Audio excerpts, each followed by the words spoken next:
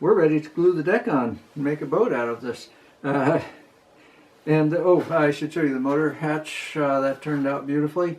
Real clean and sands up really nicely. I just used 220 grit sanding it clean, and just eased the edges just a little bit on the edges, and sanded off anywhere we had CA on the wood parts. It may blend in a little bit with the varnish, but it's hard to tell, hard to predict. So it's you'll get the best results if you sand off the extra CA. And now we're ready for the deck. Fit your deck first, make sure it's going to fit right. The big key in lining it up is that the cutout here at the stern should line up exactly with the rear deck support piece underneath it. So at the back edge, not at the front edge, there's nothing really there to line up, I don't think. So right at the back edge, make sure that's lined up exactly. To get the deck into place, you want to put it, well, to take it out, you have to lift the bow up and then slide it forwards, and then it'll come out easily. So put it in slightly farther forwards, that's about 1 inch farther forwards than where it'll end up. Pull the sides apart enough that it'll fit in, and slide it back, and then push the bow down. You can see at that point how your deck is going to fit. If there are big gaps along the side and your hull is flared out a little bit, that's okay, but you'll need to pull it in with blue tape going across from side to side anywhere there's a gap. But my deck actually, on this build, the deck fits perfectly. There's no gaps, and it's a teensy little gap, just the hairline gap right up near the bow, about 4 inches back from the bow. I might put a piece of tape across there. But otherwise, it looks like a perfect fit. So that's always nice. Okay, now the first thing we'll do is coat the bottom side of the deck, clear coat the bottom side of the deck. This is your last chance to do that. So let's do it now. We don't need to coat any of the, we'll leave the central part. If your central piece in the deck is still in, it's just as well to leave that in. It still supports the deck a little bit. But if you've done any of the fancier deck approaches, then that's probably not in anymore, and that's fine too. These cross beams stay in while we glue the deck in, then later they get cut, sawn off, level with the edge of the deck. Pop out the back piece here, and you can sand that now or sand it later, either way, it doesn't really matter. Okay, so probably best to sand it now, actually. You're going to have to sand it later anyway, and it's probably a little bit easier to sand now. So sand the fuzz and the tabs off that back corner, and then we're going to mix up epoxy. We're going to mix up a clear epoxy first for clear coating the deck at the bottom side of the deck, and then we will mix up a pre-thickened batch of epoxy on top of that for gluing the deck on. And while we're clear coating the deck, though, we'll also clear coat the deck stringer that supports the deck inside the hull, so we get a good bond there. And then we'll mix up some non-sagging mixture. We'll add some pre-thickened epoxy, resin, and hardener, of course. And then we'll add some phenolic powder until we have a creamy, smooth, but relatively no sag mixture. We'll spread that along the stringer that supports the deck and on the back deck support piece. And then we'll put the deck into place, and we'll make sure it's fitting tight everywhere. You might put a weight on it someplace. And then we'll check, make sure there's no twist in the boat, because this will be the last chance to try to get any twist out of the hull.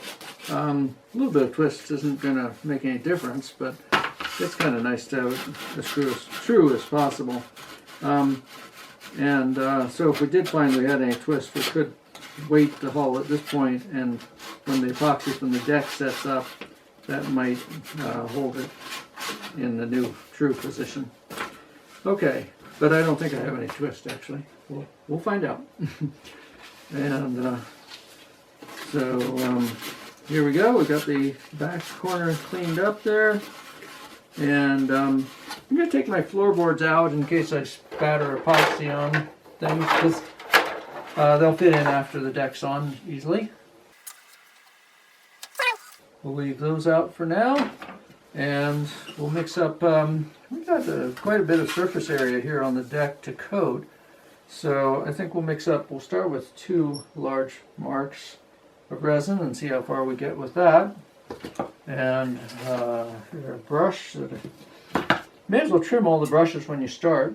Not that I did that, but it's kind of nice to be able to just grab a brush that's already trimmed. Usually I have trimmed brushes handy. So just cutting off half the bristles, as we've always been doing. The full bristles just are too floppy for you working with epoxy very easily. So it's just much nicer to have a shorter bristle on these brushes. Okay, and we're mixing up the clear epoxy, not the pre-thickened, for the clear coating.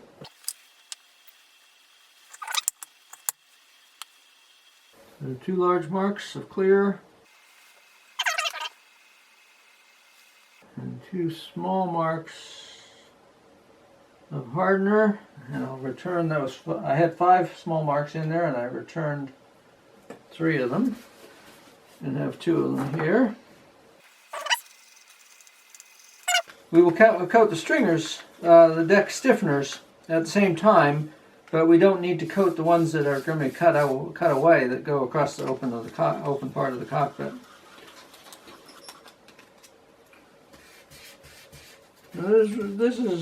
And you're coating right out to the edge of the deck, where it's going to be glued onto the deck support, the deck stringer, deck shelf stringer, and we'll coat the edge of the deck a little bit here in a minute. Maybe I'll do that to start with, because it's easier to do it at the beginning. So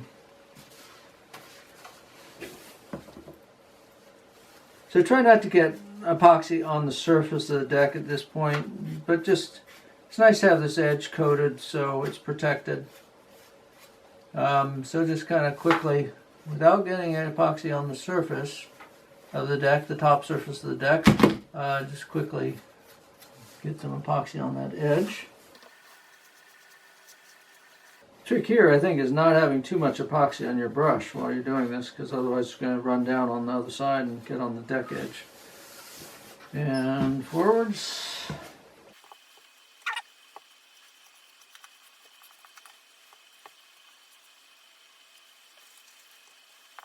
Now remember, if you get epoxy on your table surface and then lay the deck down in the epoxy, you're going to get spots on your deck.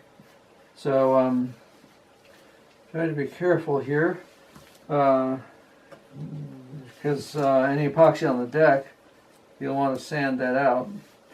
And although there are different deck options, the standard deck is quite nice, and I wanted to do the standard deck on this boat so you could see how that looked. We call it the yachting deck, the varnished yachting deck.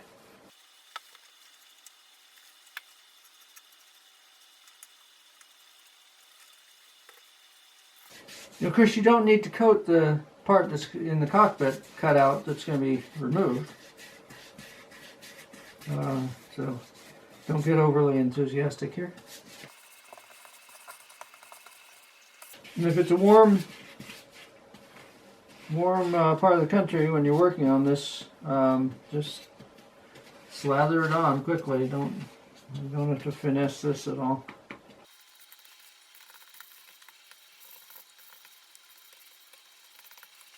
Now, just one note before you get to this stage. When you were fitting your deck, if any of these deck support stiffeners came out too far and were keeping the deck from sitting down on the deck stringer along the edge of the boat, you would definitely want to saw them off or sand them off before you start spreading epoxy all over.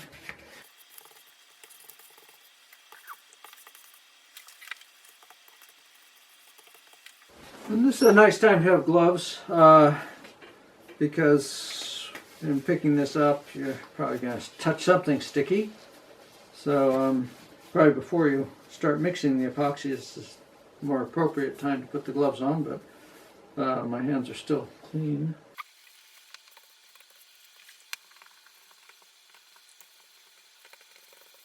Remember, and I've made this mistake numerous times, as you coat this, you probably are getting some epoxy on your plastic table covering. As long as you keep the piece that you're coating still and don't slide it sideways, that's okay. But if you skid your piece sideways as you work on it, you're going to skid it into the epoxy and then get epoxy on the surface of the deck, which will require more sanding later on. So if you're going to, it's pretty hard not to get some epoxy on the table surface, so make sure you have plastic down. Okay, now we've got the entire deck, bottom side of the deck coated, not coating the middle part or the deck stiffeners that go across the middle part, and we coated the edge of the deck, and we coated the stringer with the clear epoxy, and then we mixed, we're just mixing 1.5, we had a little bit of clear left over, and right on top of that we're mixing 1.5 large marks of pre-thickened resin.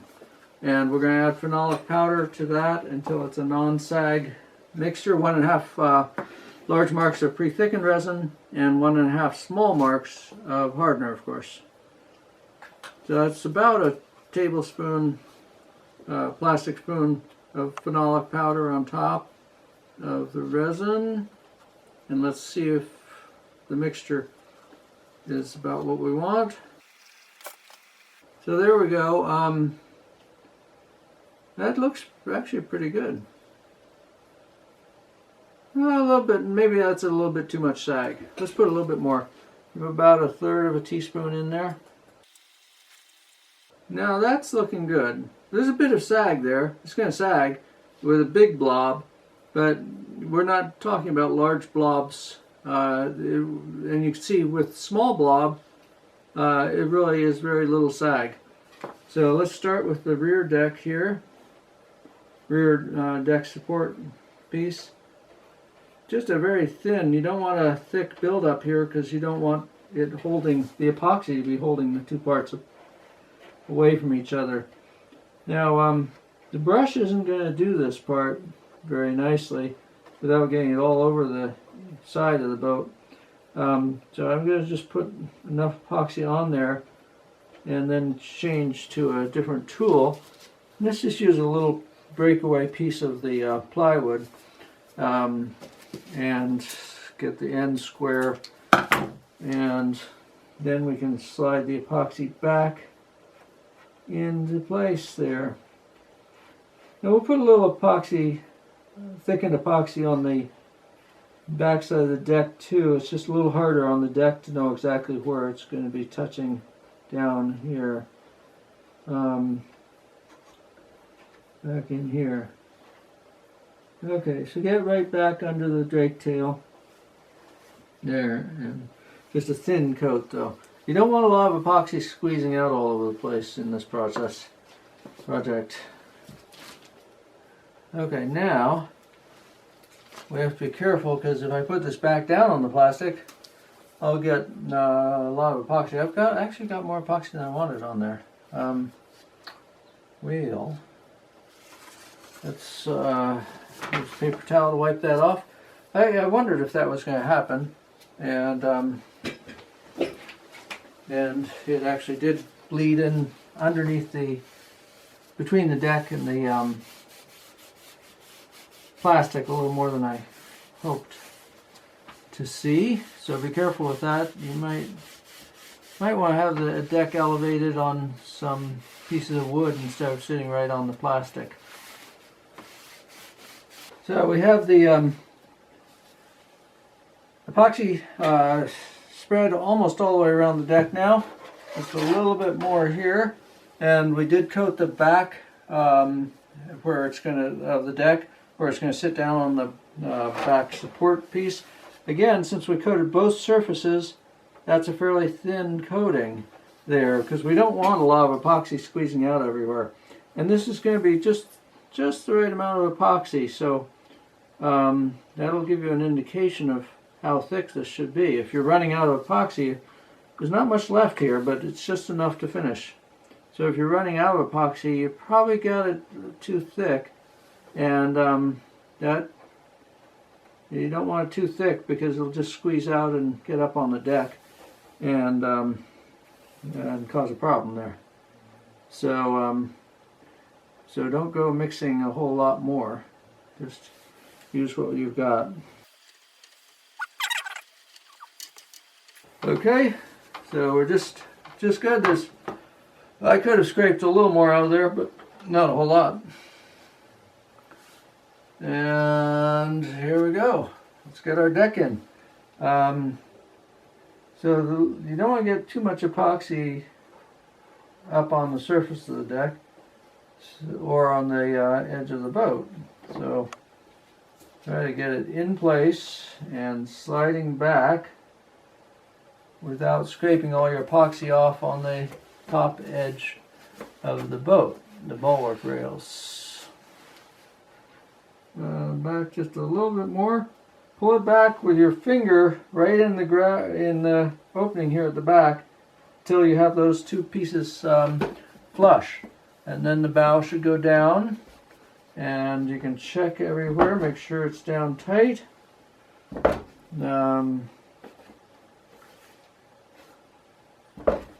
Especially at the back, make sure it's down tight. Because there it's tight against the sides of the boat, so it might want to not push down all the way. Might get jammed in between the sides of the boat and not be pushing down all the way. Okay. And you probably got a little bit of excess epoxy on your bulwark rail, so it's a lot easier to wipe that off than it is to have to sand it off after it's hard. So let's wipe that clean and push it down everywhere. Just keep making sure it's all the way down. Now if you have much excess epoxy squeezing out, you want to clean that off. You can use just a little piece of the plywood, sand it into a chisel point, just like the end of a chisel, and that'll work out well to clean off the excess epoxy. I just have one place where it seems to be excess epoxy right along here, and that cleans off easily. It'd be hard to sand out of the corner there, so best if you can get it cleaned off now. A little bit there. But overall, we didn't have a whole lot squeezing out because we didn't use an excess of epoxy.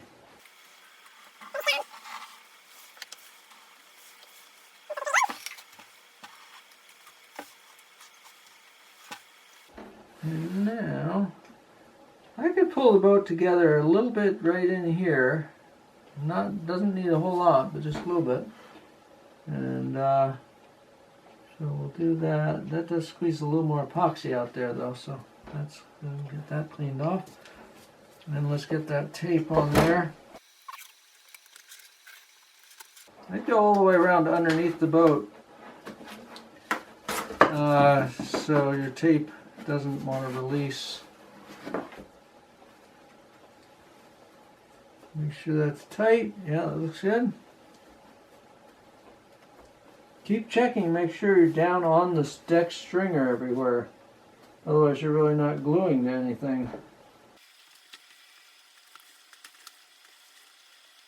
If there's any place else you need to pull it together, you can put tape across numerous places. It does make it a little hard to clean off any epoxy that might be squeezing out there. But if you need to pull the boat together, don't be shy with using more tape. Okay, and then you're going to have epoxy squeezing out back here for sure. So don't forget to clean this off. You can get a nice smooth coating on all those different layers back here in the opening. And that's looking good. Now, one last check. Let's get our boat sitting level and make sure we don't have any twist. It's sitting properly on the stand now. It looks good. And get that level exactly right. That's perfect up there. And at the back, how are we doing? And we're perfect back here. So that's great. We don't have any twist in the boat at all. If we did have twist, we could put a heavy weight on this corner and a heavy weight on this front side. It's a little bit awkward at this stage. Hopefully you don't have a whole lot of twist. Now that was interesting. There was just that it lifted up just a little bit off the deck stringer right there. So remember, one of the big things with epoxy is you're not done until that epoxy is set up. You want to keep checking it for the first half hour. We might put a little bit of weight right in there. I don't know why it's lifting up in that particular place, but we might put a little weight right in there.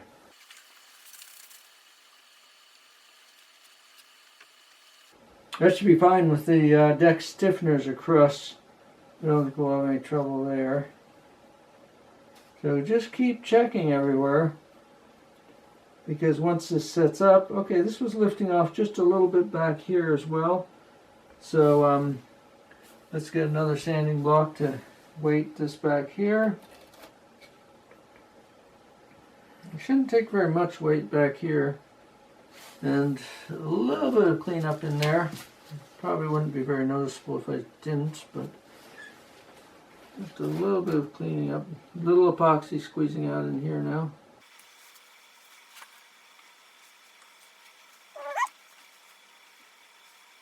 So just keep checking it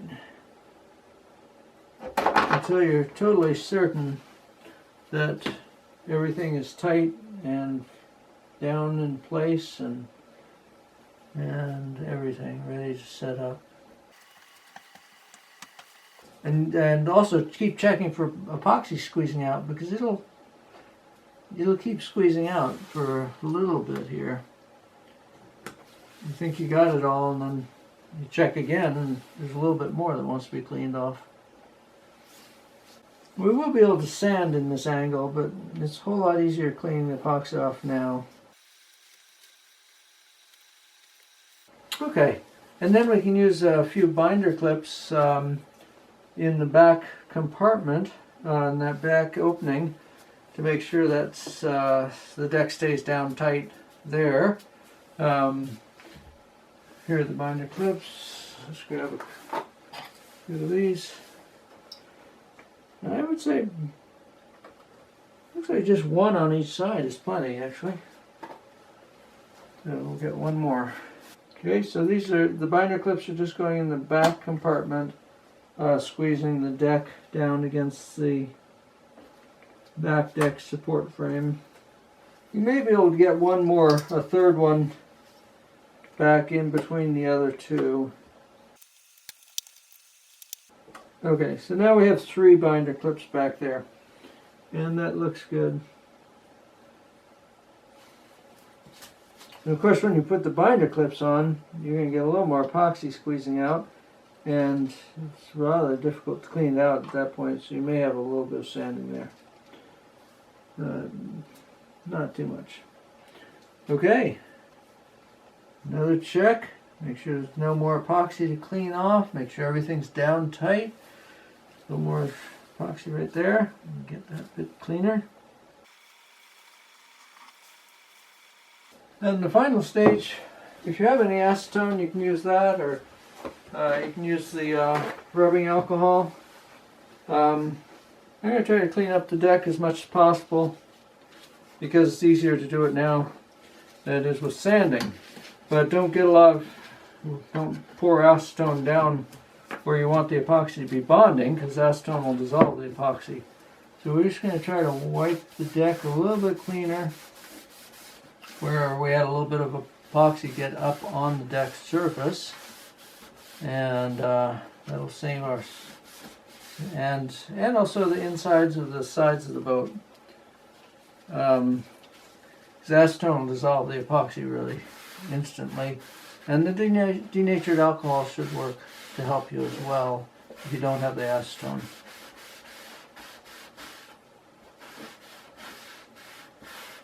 And the top of the rubber rail, that's a good place to wipe down too. And now finally, with the last little bit of epoxy that we've got left, we can do one last detail, which is the little bow piece that goes right in there. And that will just take a little bit of epoxy, and there's really no load on this piece at all, obviously. So we're not going to clear coat it first. You get a better bond when you clear coat, but this piece will never fall out of there. It's just a real nice tight fit. So this is the heart-shaped mahogany piece that goes in at the bow. And again, if you put too much epoxy on, it's just going to squeeze out and be a mess. Doesn't take a whole lot to hold it. So putting it along the edge and a little bit on the bottom side where the bottom will sit in the groove there that's designed for the piece.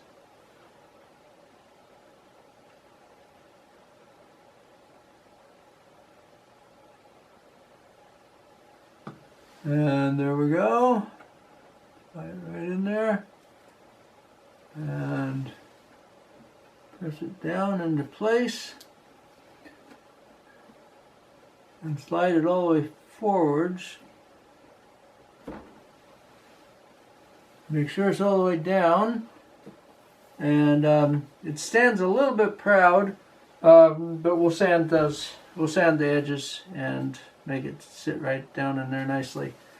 If there's a little bit of a gap, you can fill it with your epoxy mixture. Just a teensy bit of a gap at the front. So we'll fill that, and then we'll wipe off the excess. And that's looking nice there. Okay.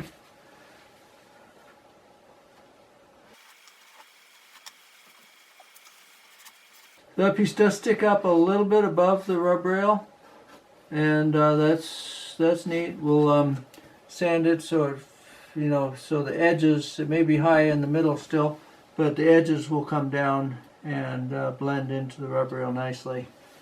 So I think we've got it good there, and then we'll let everything set up.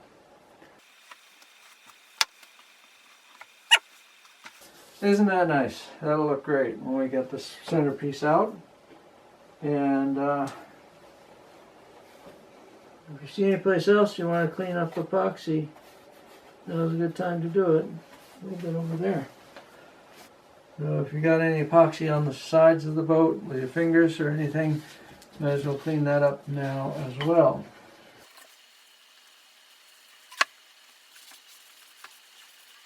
You need to make sure you're down tight everywhere.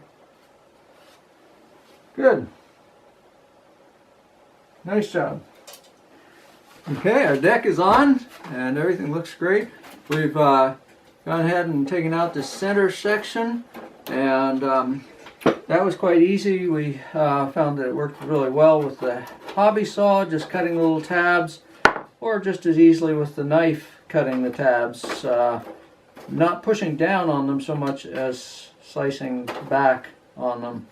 And a hacksaw blade will work well too. And now we're just ready to trim off these center deck stiffeners, and the hobby saw was not working perfectly for those. Dremel wheel with a cutting wheel on it, Dremel tool with a cutting wheel on the extension would work quite nicely, but a hacksaw blade with fairly fine teeth will work well too. The hobby saw has such fine teeth that they can't set them to the side alternately very much. So if you start going down deeper into a cut with a hobby saw, sometimes it starts grabbing and binding and not sliding easily. So what I'm going to do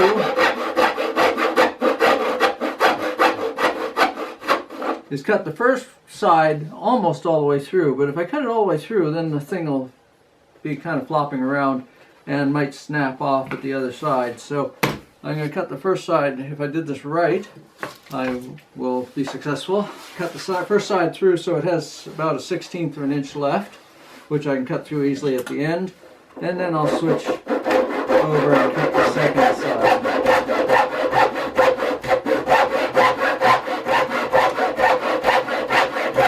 I'm going to cut it all the way through here, and there. So that came out easily.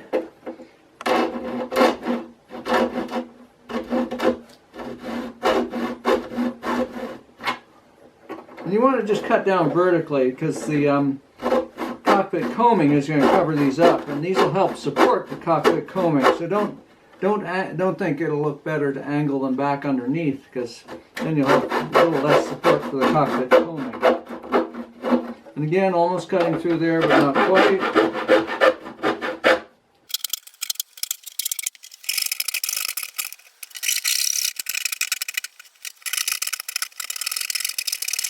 This back one is the hardest of all, because it's got a little bit of compression on it. It might be easier to do this one. Might be easier to do this back one before you do the middle one, but it really doesn't make much difference. And now we're free to sand the inside edge all the way around, so we'll get that done. And then when that's all cleaned up, and I'll sand the deck a little bit too, get off any last markings from the epoxy. And when that's all done, we'll be back and we'll start to work on the cockpit coaming, which is an elegant detail. Okay. Well, you've worked hard. You deserve to admire your work for a minute here. And doesn't that look splendid? The seats in place, the motor cover in place, and all the detail, and just gorgeous. So next we'll put on the cockpit coaming, and that'll be fun. And then the Caprail, and we're getting close to completion. We'll also glue together the hatch for the back, lazarette hatch for the back opening there, right in front of the drake tail. And then we'll be on to varnishing and such. One note though at this point is that it's going to be hard to sand once the coaming's on inside the edge of the cockpit. It's going to be hard to sand this narrow deck surface, so this is the time to sand it. And a lot of modeling, you know, how fine it turns out in the end is going to be based on your sanding and just how much sanding you do. Well, a couple of notes. I think I started with a really sharp piece of, well, that was 100 grit, and then you probably want to go to 150 and then 220. That should be enough progression, or 120, 150, 220, and just keep sanding. And don't sand across the grain ever. It's a little bit tricky up in these areas because you want to sand, it's kind of natural, you want to sand right along the edge there, but you actually want to sand as much as possible with the grain. In here it's easy to sand with the grain going right along the edge, so that works really easily. And the more sanding you do, the finer the finish will be and the more elegant. Another note, also, I get a lot of questions about how whether epoxy on the deck will show through the varnish or whether the varnish will hide it. Well, there's no definitive answer to that. The only real answer is that if you sand all the epoxy off so you can't see it, it won't show through. Otherwise, it depends a lot on how warm the epoxy was, how much it sank in, how warm the varnish is, how much it sinks in.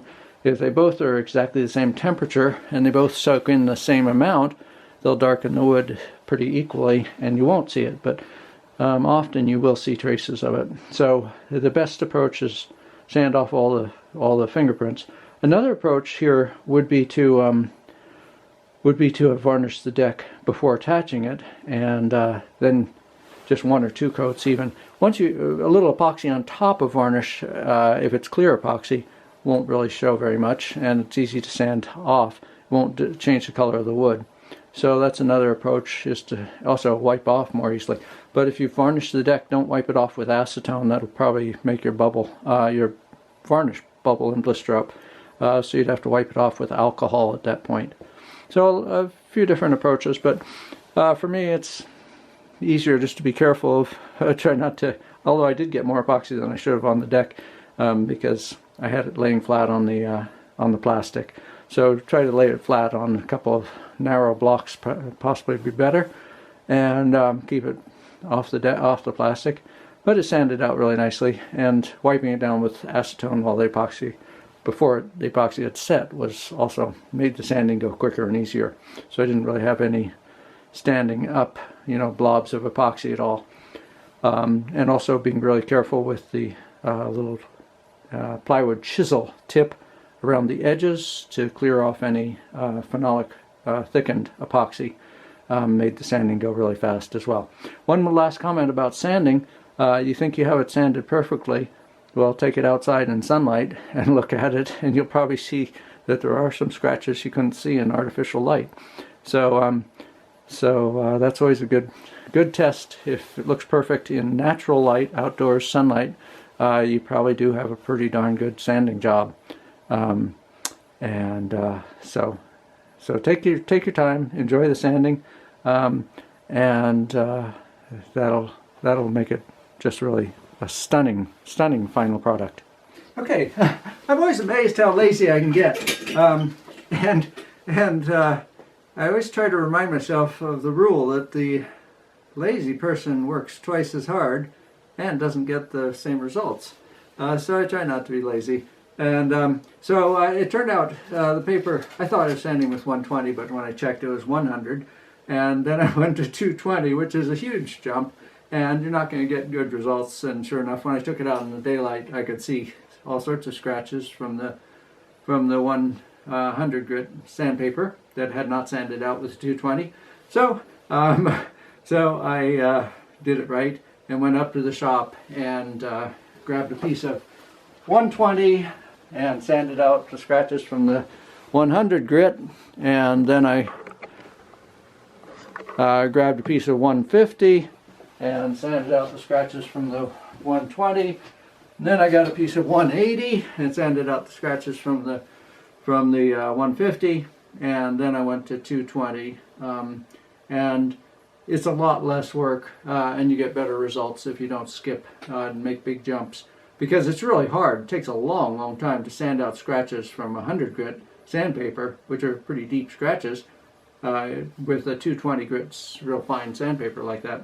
And some people would go on to 320 or 330 or something like that, 340, and sand it one step farther. And some varnish companies recommend that, and some say stop with 220, you get better adhesion. I don't think adhesion's an issue at all with this, with the boat here or with the Akumi plywood. So if you want to go to 330, your first coat of varnish will lay on more smoothly, and it may mean less coats of varnish to get a perfect finish even. So it might be easier. Anyway, skipping from 100 to 220 is definitely not going to give you the results you want. Oh, and the last point is people sometimes think, oh, well, the varnish will cover it all up and blend it in. Well, varnish doesn't do that. Varnish highlights anything that you were hoping wouldn't show up.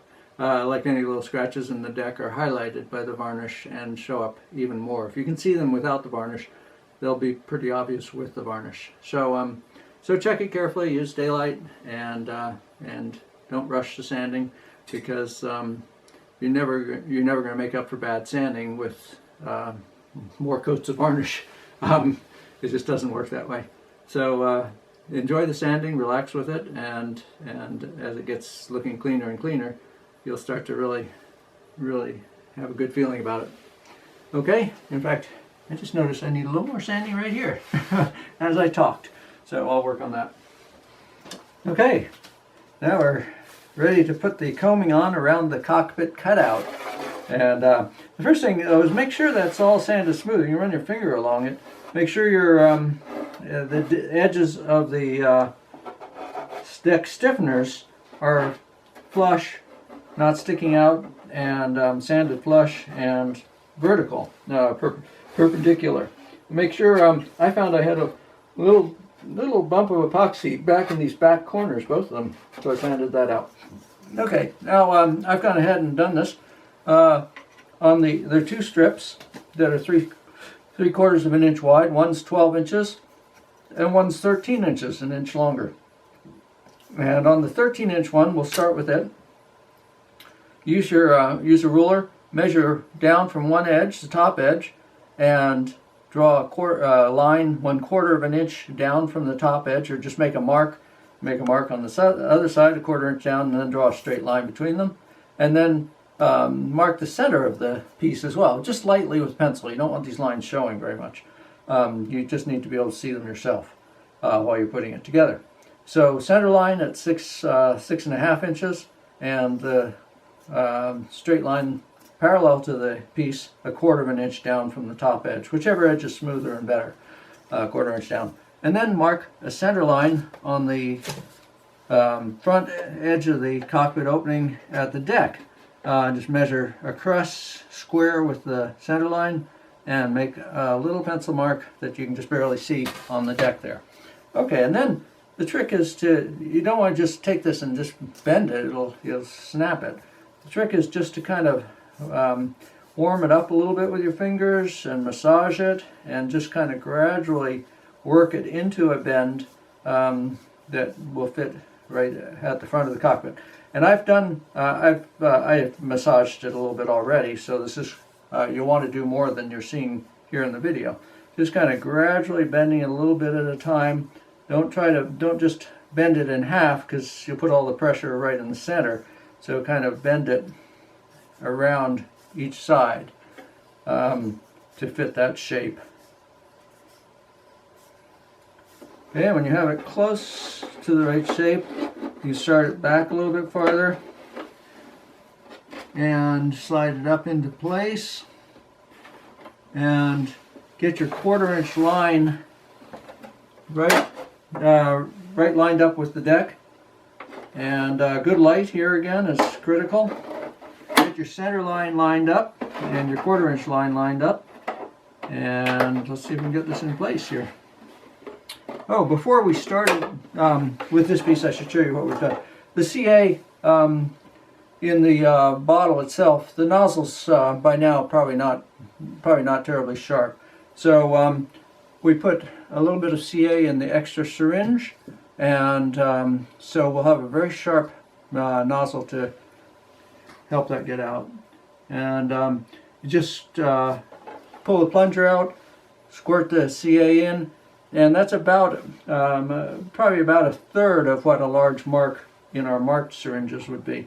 So just about a little over 2, or maybe about 2 small marks amount of CA in the 3rd syringe. Okay, this is going to be a little bit fiddly getting this to stay while you get the first couple of dots on, and then it's a little bit easier because you're trying to line it up and do the dots of CA at the same time. So just take your time and don't do anything until you have it set exactly the way you want it.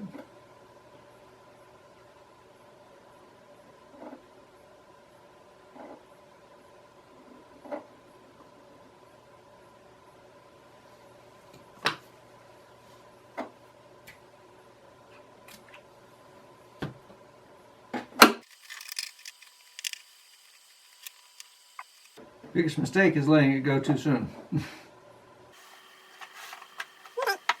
That's got a little bit of bond there, and now you can tell how far you can go, about an inch for the next dot, and then spritz it.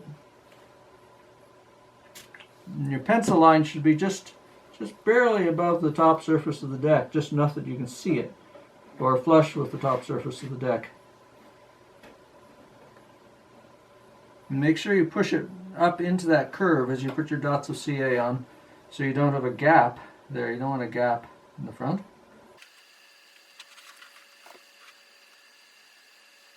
Now at this point, I think I can handle 2 dots because it's laying in there pretty nicely by itself at this point. I just have my pencil line just about a 50th of an inch probably above the deck, less than a 32nd, I think.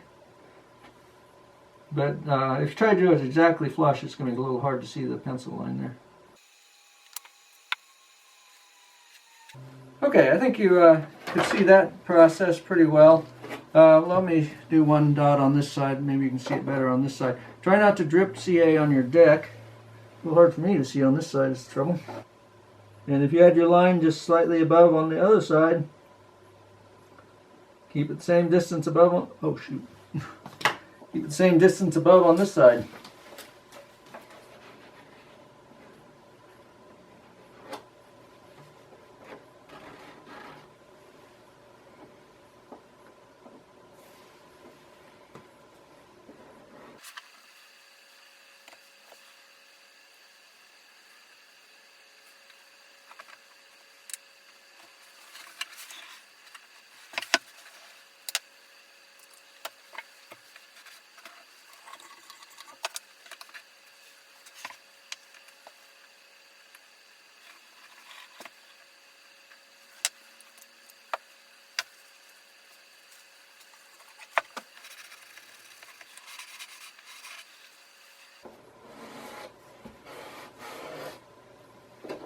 If you get a little bit too much CA out and it's gets on the deck, if you have acetone, you can wipe it with that and get it clear.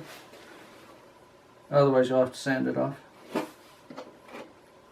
The reason for doing dots is if you're not happy with it, you can probably break those dots off. But that looks pretty nice. I think it's pretty even all the way around.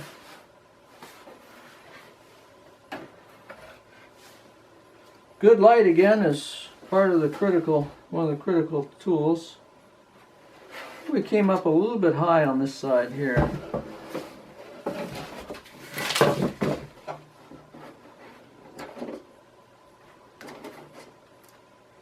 But at this point, I don't know if we can change it. Yeah, there. Okay.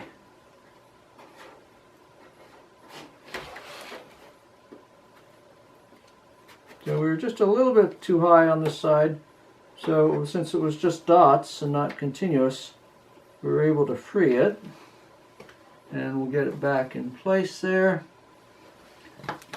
and to get it set up exactly the way we want it.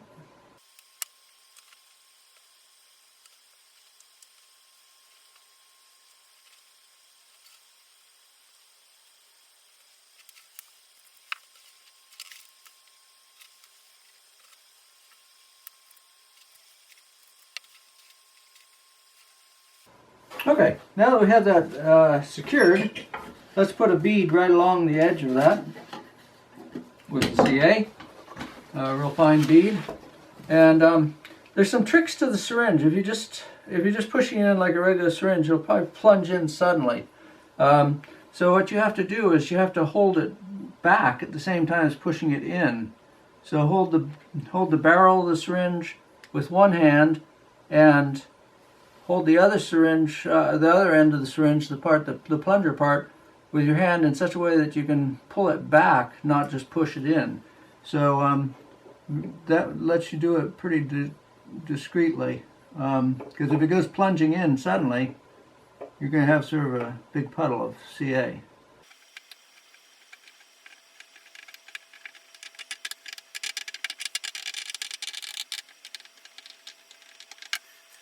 Okay, one side. I'm trying to work where the camera can see this, but I don't always have the boat at the best angle for myself. Let's backtrack a little bit. I've been working with those syringes for quite a while, and so I'm pretty good at working with them, but even still I had a little difficulty doing the continuous fillet with them. So rather than use the syringe, I think it's going to be easier for you to use the bottle. But by now the tip has probably gotten kind of cruddy with CA. So I just took the mat knife and cleaned the tip off, just kind of whittled the CA off. Don't cut the tip away. You know, you want a thin tip there. Don't remove any of the plastic. Just scrape off the extra CA. And then I think you'll be able to do a little finer job with the bottle, actually. And yeah, that is really quite a bit faster too. So rather than the syringe, let's just use the tip of the bottle. Just clean it up a little bit so you get a nice smooth fillet there. And that really does go quite smoothly. Okay, and that'll blend in with the varnish as long as you don't have a lot of jagged edges to it. So that works very easily. Okay, now we can fit our side pieces that continue back. Take a look at those. You'll see that 2 of them are shorter and 2 of them are longer. Well, since we put the longer piece on first at the front, the 13-inch piece instead of the 12-inch piece, we want to choose the 2 shorter pieces. So and if you mess this up, your other pieces probably won't be long enough, or be awfully close. So I have the 2 shorter pieces. I double checked, measured them twice against the other pieces, and they're going to go so that they overlap. So the very back edge with the cutout overlaps the deck right at the stern of the cockpit, at the back end of the cockpit. So you can put that in place and mark it at the front edge precisely with a pencil. Make sure it's following the curve all the way along, because that'll affect the length. And so make a mark on the top edge with a pencil, and then bring it down the edge a little bit, and that's where you'll want to cut that off. Again, numerous ways of cutting it, but the garden shears are probably the fastest and easiest.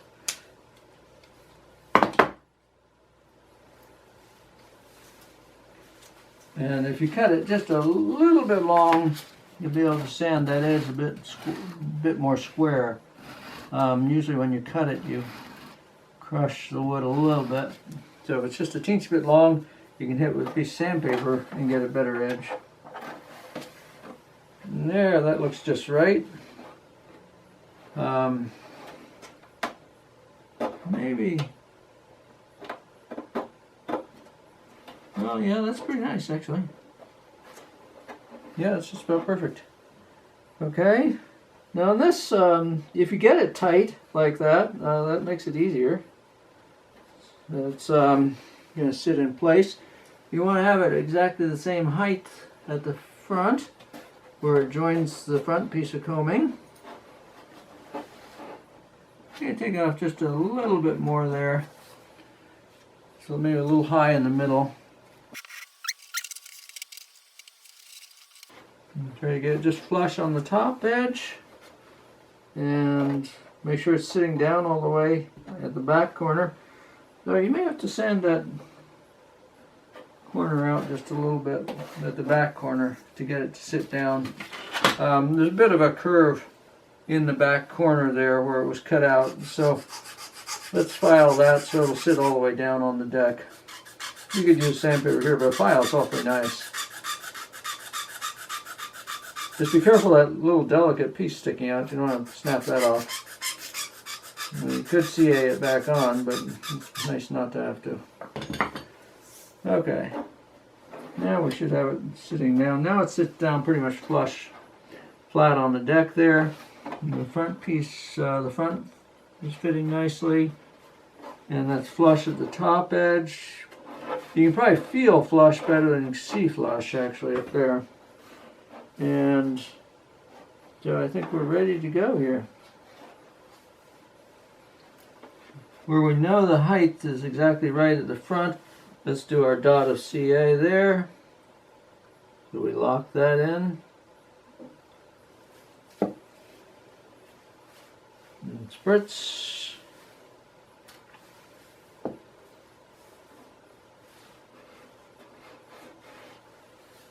If you got that so it wasn't perfect, you could sand it flush, but it's best to just put it flush. And we're tight along most of this area here, so let's turn so you can see a bit better. Although now I can't see. So we'll just do. Now I can do this by eye. If you wanted to mark it, you could, but just doing it by eye may be just as precise if you have a good eye.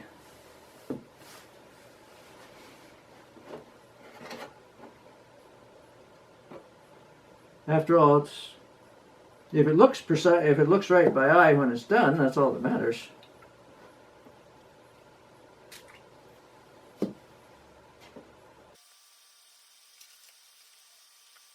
So we're just putting dots often enough that the whole thing stays in. If you position your dots discreetly, it doesn't really take that many dots. Put them where it wants to pull away the most, and then the dot will hold it. Just a few dots will hold it. Probably a good idea to file the back corners as well.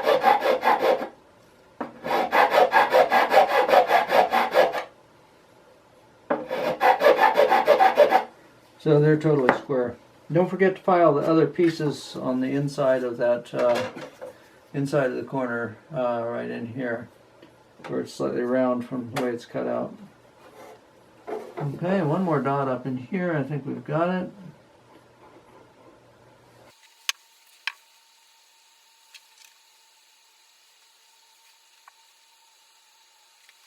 And then we'll do our continuous bead of CA.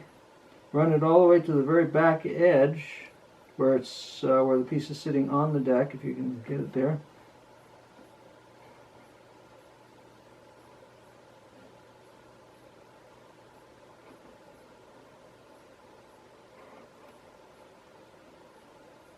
If you keep a steady speed and a steady bead coming out, you'll get the smoothest results here.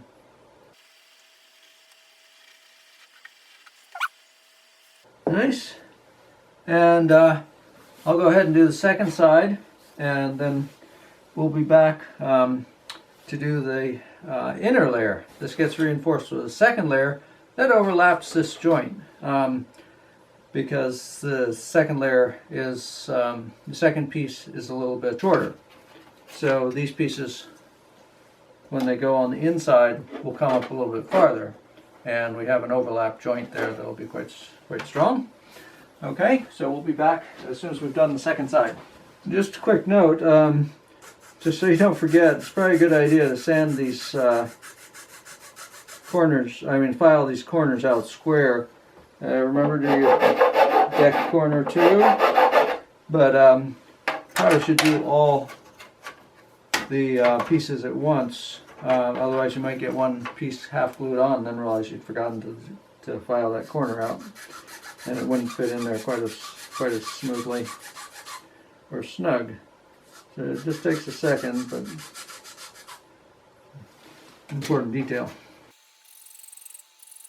There we go. Okay, so those are ready when we get to them. And then we're going to mark this piece the same way we did the other piece. I did notice that there's actually a bit of an angle on the back edge of the front curved piece, and I didn't get that angle on the first side. So I'm going to try to get the I'm going to try to mark the top and bottom edge of this one and cut it to match the angle of the front part of the coaming. Not a big detail, and it's covered up on the inside so it won't be visible, but it's nice to do precise work. Okay, now we're on to the inner lamination. Do a dry fit first. Remember, massage it. Don't just think, oh, the first piece went okay, I don't have to massage this as much. Massage it a little bit more because it's a slightly tighter radius now that you have that first piece in place. So don't get hasty and snap it. Now on this piece, just by eye, you can position it equally far forwards on either side from the previous joint with the other forward piece. And when you get it positioned just right, then make a mark right across the top of the two pieces for how you're going to line that up.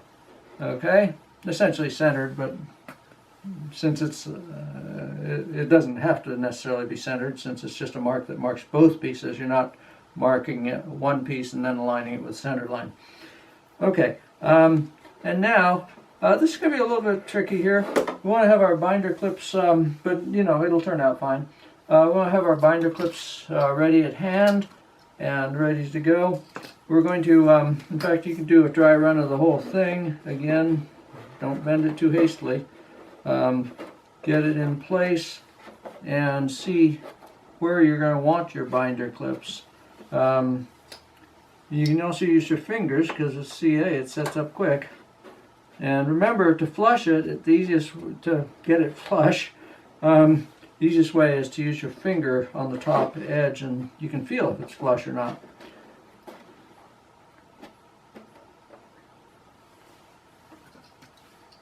Now you'll see where it is going to need some assistance. I need a little bit of assistance up there. It wants to pull apart right there, and a little bit more assistance right in here. The back edges seem to be lying in place quite nicely. So I'm going to be using finger pressure there, and I'll do finger pressure here once I get my binder clips on. I might put another binder clip right there. Okay. Now it all looks tight, as long as I use enough finger pressure. Okay, so, and remember to line up your marks instantly when you get this in place. We're going to put CA on, you could do it on either side, but we're going to put it on this piece here, along the center of it, and then we're going to spritz the piece we're gluing to, and we'll have less than 30 seconds to get it positioned right. So get ready.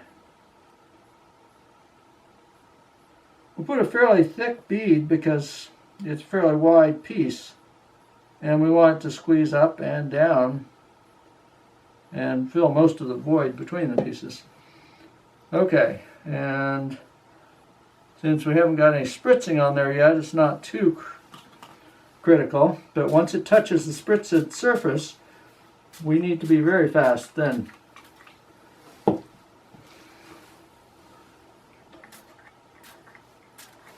Okay, I especially spritzed the parts where I knew it was going to be harder to pull, make it fit tight. Now don't put it in place way back and slide it forwards because you'll slide off all your CA. Okay, and get that lined up. It's going to be hard to slide sideways in another second. So get lined up well, get your top edge adjusted, get a binder clip on there. Top edge flush, binder clip, don't have the binder clips hard to reach, and finger pressure.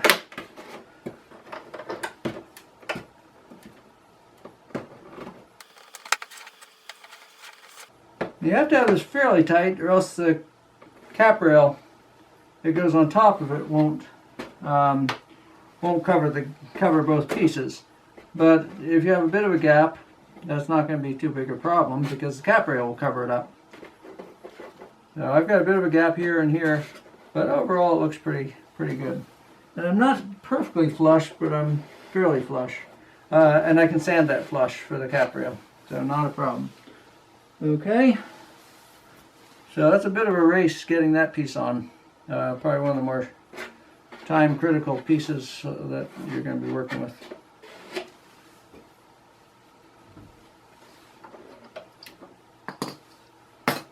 There it is. We can sand that flush right now. So don't worry about, just so this inside surface looks smooth, that's all you can see, because there's a mahogany caprail that goes along the top. You can't, unless you put your head down inside the boat, you're not going to see if the bottom edges are perfectly lined up. So that's not much of an issue.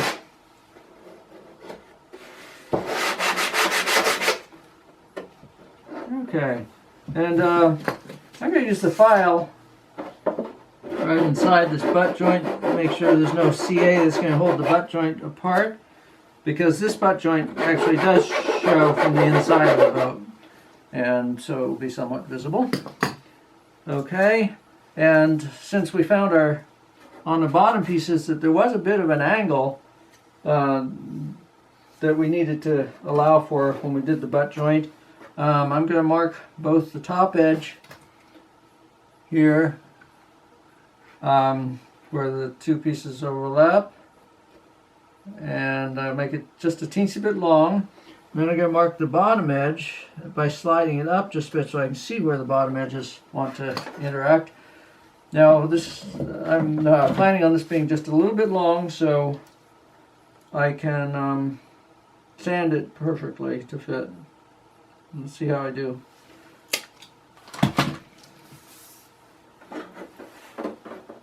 Okay, just right. That's probably a, 3/100 too long, or 2/100.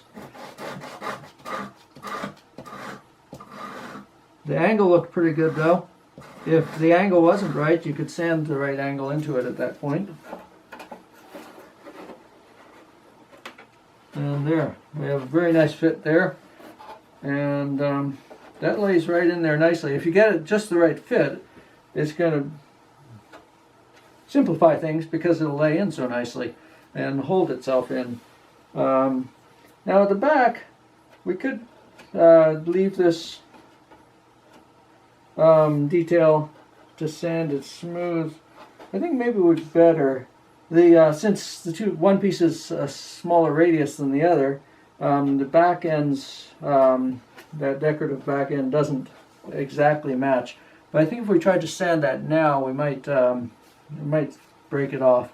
So we're going to glue it in place, and then we can sand it afterwards. So now I'm almost cheating, because having gotten this exactly the right fit, it's going to be a lot easier than if it weren't exactly the right fit. So let's get it so you can see better. And again, I'm working at a slight disadvantage because I really could work over here more easily, but you can't see it as well. So I think you can see it okay if I work here. So turn the boat to make it as easy as possible for yourself. Okay, are we ready? Again, we're going to put the CA onto this piece, and then we're going to spritz the inside of the boat.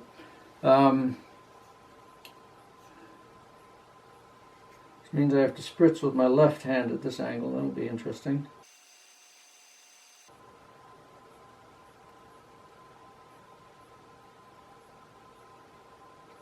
There's one band of CA down the middle is plenty. That's all you need. Okay, well now maybe I can twist and spritz this way. Now if you want a little more time to work on this, you could not spritz it with the accelerator and just hold it for longer. But you'd have to hold it fairly long, I'm afraid. With the accelerator, it's super fast. Sometimes faster than you want, but I think this piece is going to turn out real tight and nice. So there we go. That's just the way we wanted it. Yeah, pry it. I don't think I got any on the little tab at the back, so I'm going to pry it out just a little bit and get a little CA in between there.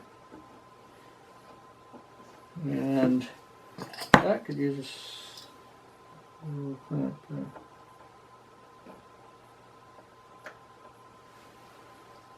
Okay, and then we'll do the other side the same, and that's actually very flush along the top. I think we nailed that one just right.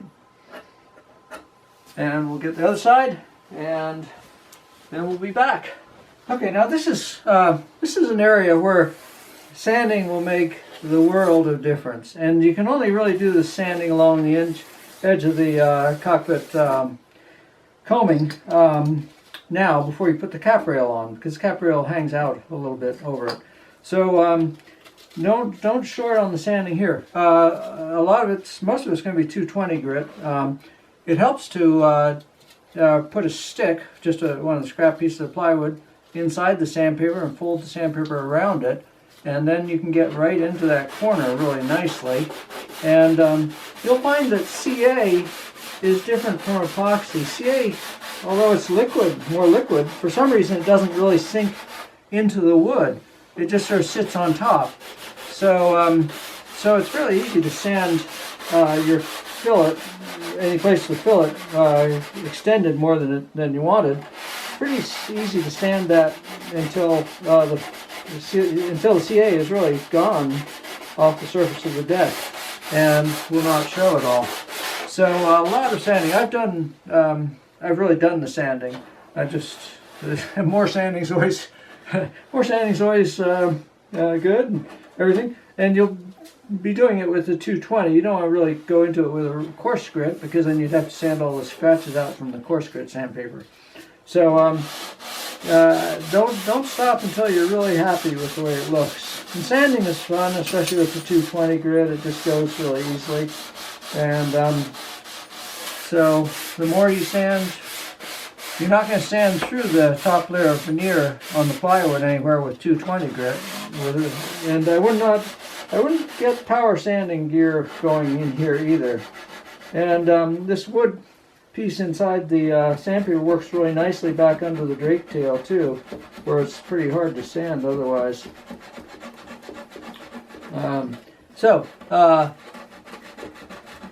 Go to it. Enjoy the sanding. Play some music. Watch television while you sand. Watch a movie. But don't be disappointed later if you varnish and you realize, oh my gosh, I should have sanded more. It would look so much better. Because that's disappointing. Because at that point you really can't sand more. So with 220 grit, there really isn't any limit to what you can sand. And then on the top edge of the coaming, you can use a coarser grit. This is probably 120, and sand that down.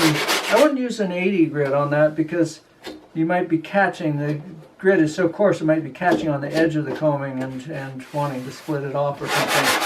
But the 120 is really nice, and you want the two inner and outer pieces of the coaming to be pretty much flush. And not to worry about any little gaps. Mine are really tight along both sides, but there's a bit of a gap here, teensy gap along there. But those are all covered up by the Caprail. So don't worry about little gaps in the coaming, because nobody will know they're there, and they won't affect anything. Okay, so you've got some work to do with the sanding.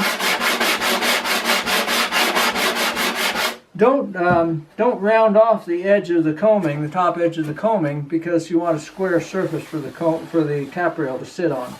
So keep the don't round those edges at all. But you can sand the inside of the coaming, and you can round this bottom edge of the coaming, so it just looks more gentle and graceful. That's a nice detail. And one other detail. Running your finger along this edge, you can feel something less than 1,000th of an inch. So if it feels smooth to your finger, you're in good shape. You can feel things that you can't see, in other words. Okay, so looking really nice. And sand the back detail here at the back edge of the coaming where it dips down in that nice curve.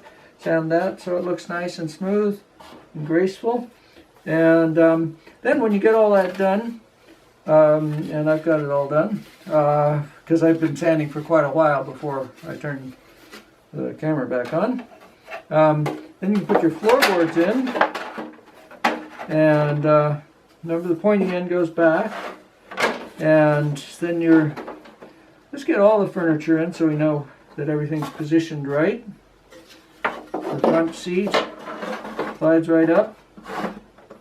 Now, on the inside of the hull, there is a bit of an advantage to not having a perfectly smooth finish. It's not very visible in there, and a slightly rough epoxy finish inside there makes these pieces of furniture stick in there really well. They kind of go in and grab. So there is some advantage to not having created a perfect gloss surface on the inside, although the furniture will probably stay in place okay either way. Okay, now, well, let's see if we can get this to fit in here. I think we have to move the motor cabinet to have, so we don't have a conflict here. And now we can see if our back seats are the right height, because they need to fit underneath the coaming, so they may need to be sanded down a bit. The coaming is actually, let's do one at a time actually. The coaming is what holds the back seats down and in place, and the back seats hold the floorboards down and in place. And that, you know, that's going to really be hard to jam under there. So I need to sand my top edge of my coaming of my seat just a little bit until it'll slide back under the coaming, which is intended that it should be a tight fit and should be sanded to fit. Okay, and that's going underneath there, quite snug. Maybe it's a little bit too snug. I'll take off just a teensy bit more. We don't want to split the coaming or something by jamming something in that's super tight.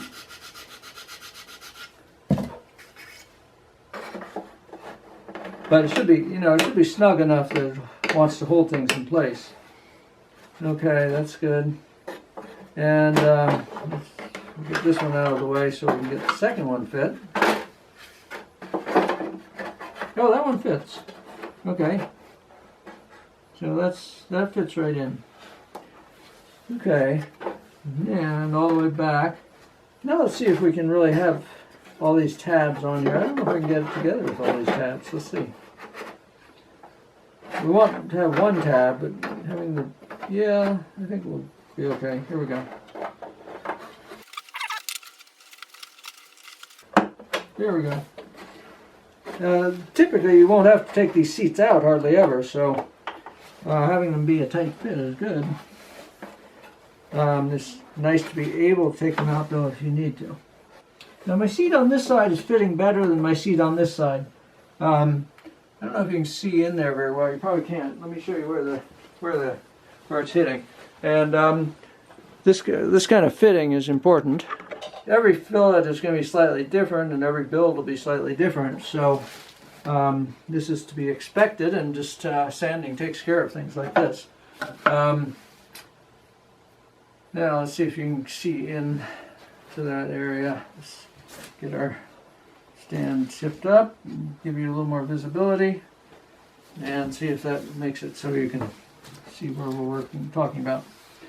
Because this may or may not be the case on your boat. Okay, now I think we can see. It's that back corner. We'll go right in on that. Right there. See how the edge of my seat piece, the end cap on the seat, is hitting the fillet there now. And so it's not able to go over to the side.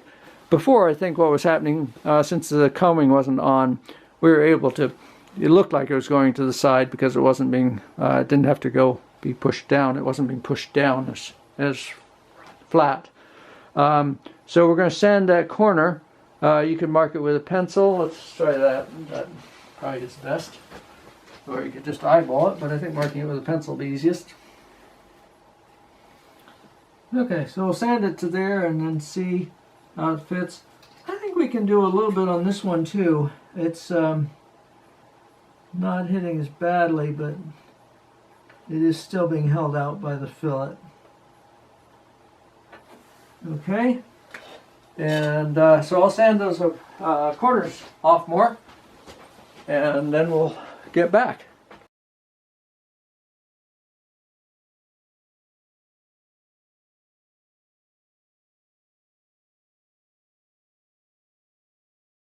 Okay, now with the back seats fit and fitting in there nicely, we can position the back seat rest. The best, make sure the back seats are sitting down flat, and then this will just give you a sense of what we're about to do. Is with the coaming, we have that in place there. With the back seat rest, you're going to have to sand it a little bit to make it fit, most likely. It's a little oversized on purpose because each boat, is going to be slightly different.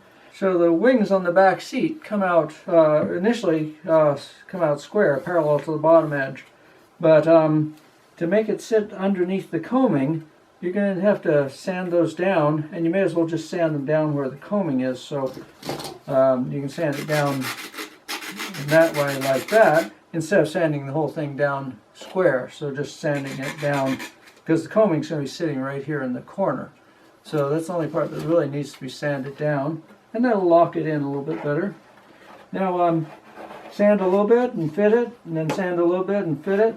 You want the top edge of the seat back to be flush with the coaming on each side. So the top edge of the seat back should just come up the same level as the coaming, because let me show you where we're going with this. The side coaming will lie along it like that, and then this back piece will curve over the top of the seat. We'll have to, this is kind of a fun project though. We have to steam this to bend it. It's too stiff to bend over the back edge of that seat without steaming. So we'll be steaming this, and then we'll position it, and we'll do the mitered corners. It's extra long now, so we can have, enough space for the mitered corners. And then this piece will be along this side, and then the two front coaming pieces will be at the front, centered on the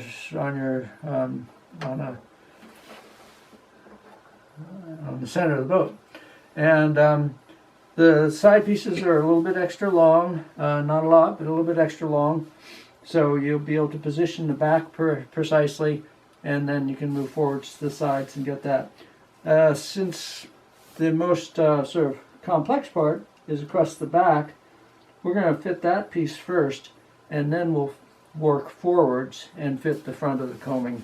Because miter joints are always a little bit trickier than butt joints.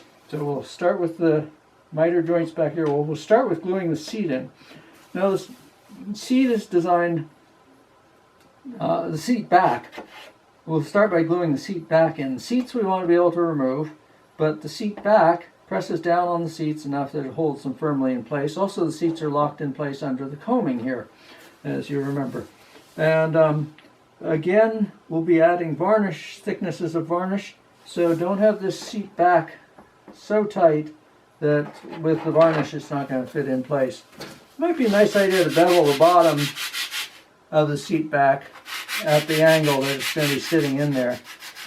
So it's sitting flat against the bottom, against the seat bottom.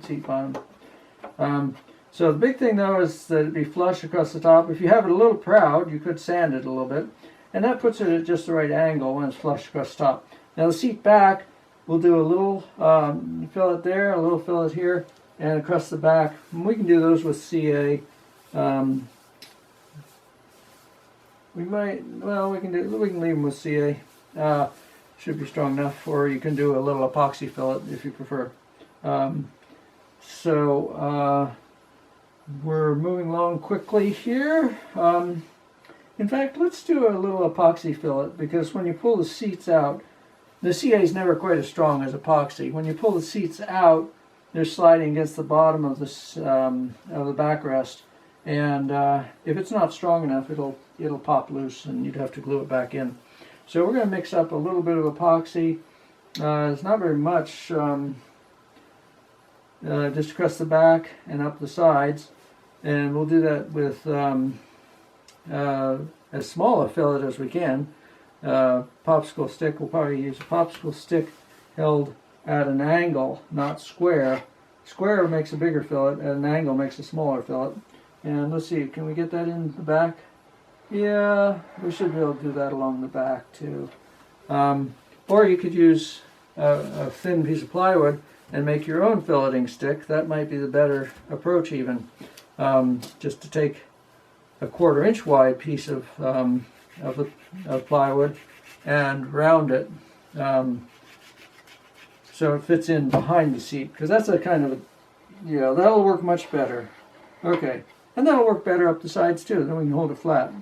So we'll make a tool just out of a scrap of plywood, or yeah, scrap of plywood will work fine. 1/4 inch wide, and round the end to a perfect round. And we'll mix up some epoxy. We'll be back in a minute, and we'll get that epoxy on there. Okay, here we are, ready to go. We mixed up not very much epoxy here. We'll see if it's enough. 1/2 large mark of pre-thickened epoxy, because we don't want it to sag, and 1/2 small mark of hardener. And then we added phenolic powder until it was a mixture that would not sag, and then we'll get it into place. Oh, you know what would be nice, and I didn't think of it in time, would be to tape the edges of these places where we're filling. That's a nice trick, and it saves a lot of work and sanding in the end. With a little blue tape, and then you get a clean line along the edge of your fillet without having to clean things off so much.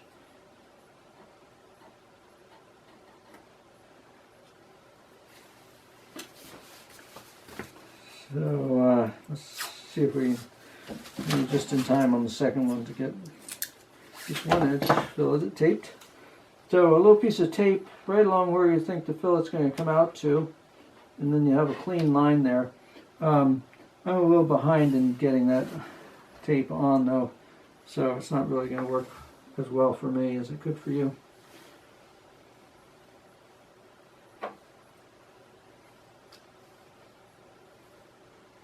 So come right up to the top edge of the seat, and make sure the top edge and the coaming are flush, or if anything, that seat edge is seems a bit high, because we can sand the seat edge down just a little bit. Okay, and then along the back side, it does look like this will be a good amount of epoxy for this. Should be just right. And again, light is the key thing, key ingredient. And this time, actually, I'm going to put, I'm going to clean things off, and then I'm going to put a piece of blue tape along the deck at the back edge behind the seat. Get a clean edge there, not on the back of the seat, but on the deck. And then we won't have to sand as much or clean things up as much.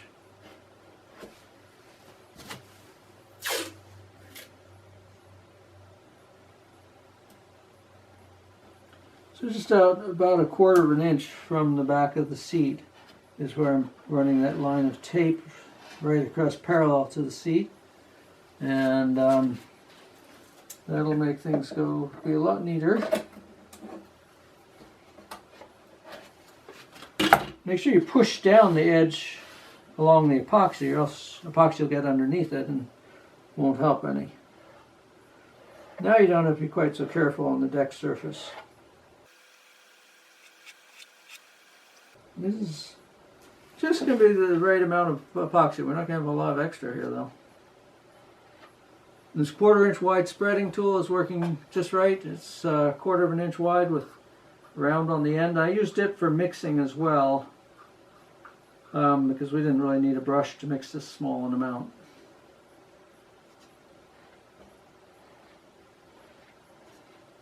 And to have enough epoxy, you're probably going to have to clean off your excess along the edges of the fillet to finish your fillet.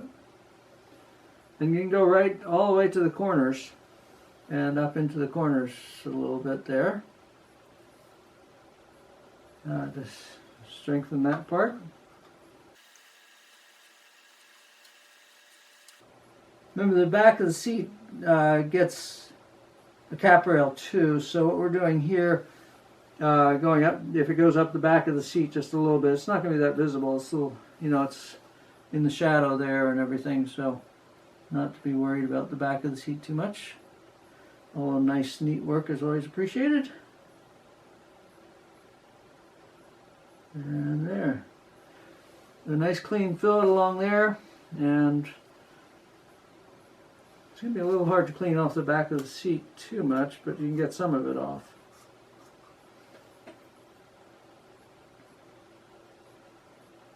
Just don't mess up your fillet trying to clean off the back of the seat.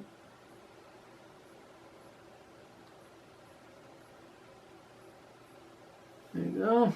And when you get it good enough, leave it alone, because you'll just start messing it up.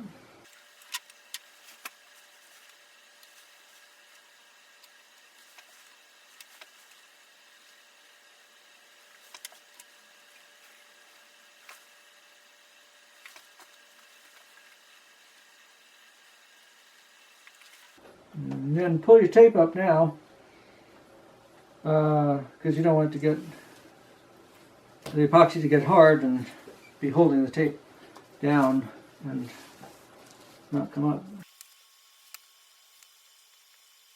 Good. It looks very nice. Yeah, we'll let that set up, and then we'll go up and steam the piece that goes over the backrest, the Caprail on the backrest, to a curve, and we'll be good. We'll put the coaming in, the Caprail in place on the coaming.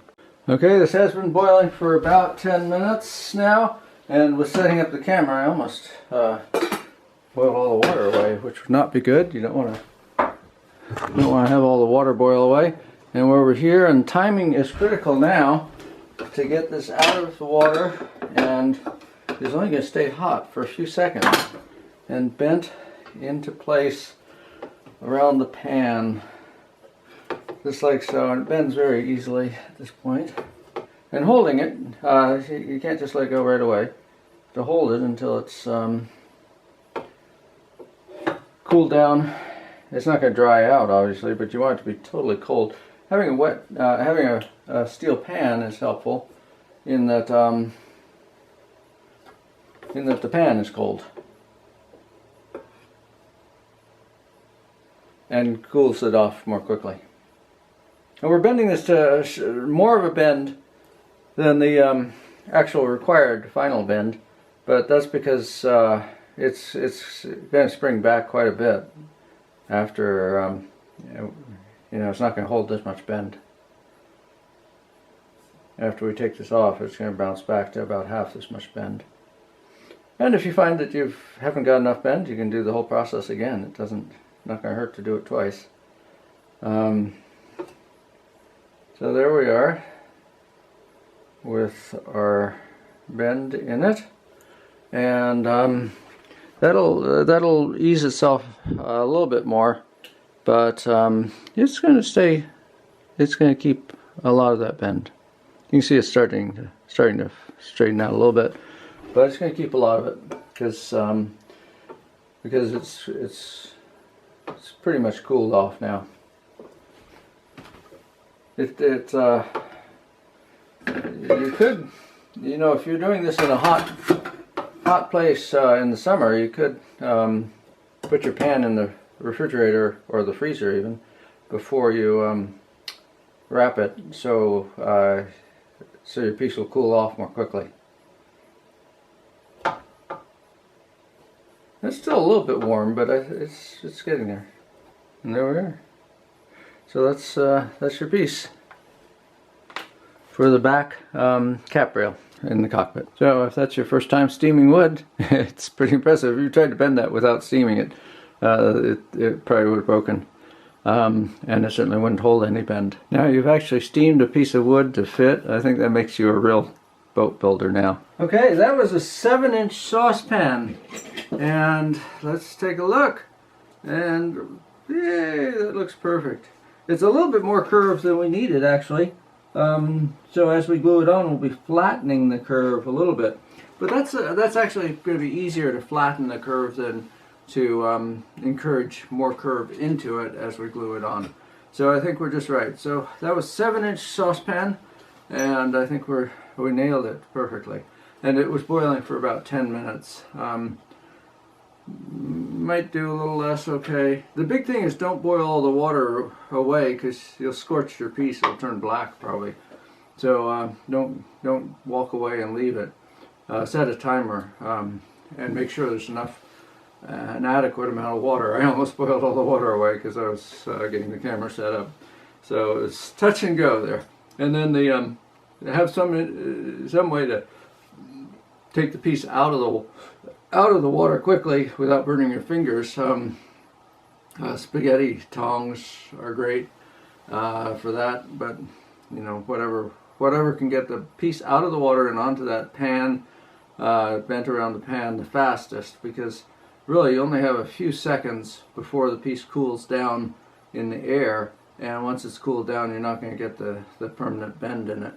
So so speed, it pretty much, I'd say, you know, about 10 seconds from being in the boiling water to being wrapped around the pan is about ideal.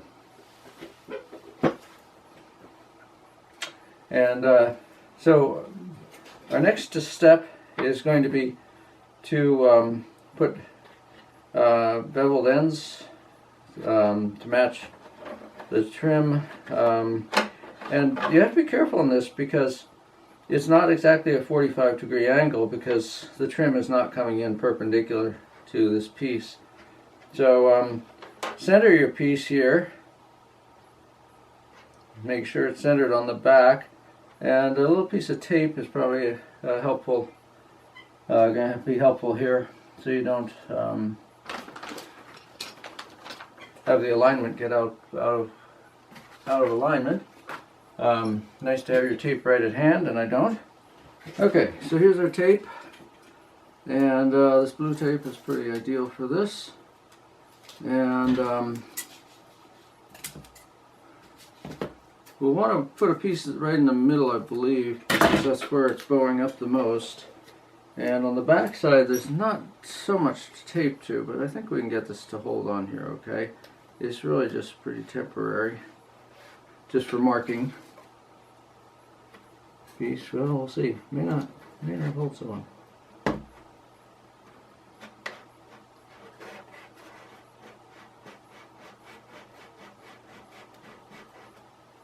Okay, yeah, that's good. And then check the position, make sure it is totally covering up that back seat, the top edge of the back seat. That looks nice. And also remember that piece has initially got a curve in it. It's cut with a curve. Make sure you haven't got it curved the wrong way with the curve, the concave part of the curve facing backwards. The concave part of the curve needs to face forwards. It's not so apparent after you've steamed it, but it definitely has a curve to it. Okay, and then lay this piece of trim on top of its proper position, and get this angle right. Don't have it angling off of the coaming. And right there, and here. And really, for positioning something like this, the best way is just by feel. And then again, have your tools handy. What I'm looking for now is my mat knife, my Olfa knife. Okay, and you could tape this piece in place as well if you wanted, but I think I'm dexterous enough to hold it. So we will see. And then now I'm holding it in a way that makes it so you can't see what I'm going to do, but I'm just going to make a knife slice right across the end of my piece of trim. I'm not trying to cut through the piece underneath the back piece. I'm just trying to mark it, and a pencil mark on the wet wood won't work to start with, and also a pencil mark is, even a very sharp pencil, is never going to be as precise a mark as a knife slice in the surface. Okay, so that's clear. Very clear mark. And making sure your back piece doesn't move out of position. Now it's time to mark the other side. That's why we wanted the tape, because if you're just holding that back piece and it skids sideways, your two marks won't be registered correctly with each other. And here we are. And And make sure your knife blade is going right into the corner between the two. Don't have it separated by the thickness of the blade or something. So angle it enough that you're marking right in the very corner where you want the cut to be. Okay, let me go a little bit more. The cut on my first side is much more visible, so I'm going to keep working on this one. Make sure it's just one slash, that you don't have multiple cuts and be trying to choose which cut it was. And make sure that it's cut deep enough that you can see the cut. This is where a really sharp knife is very, very helpful.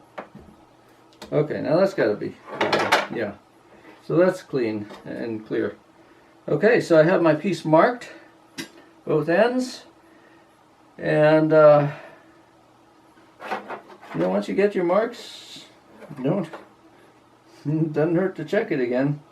So let's cut this piece just a little bit long and then sand it piece bit by bit, sand it to fit with the side pieces. If we try to cut it, anytime you try to cut something absolutely precisely, it's often going to tend to come out just a little bit too short because of the thickness of the saw cut or whatever it is.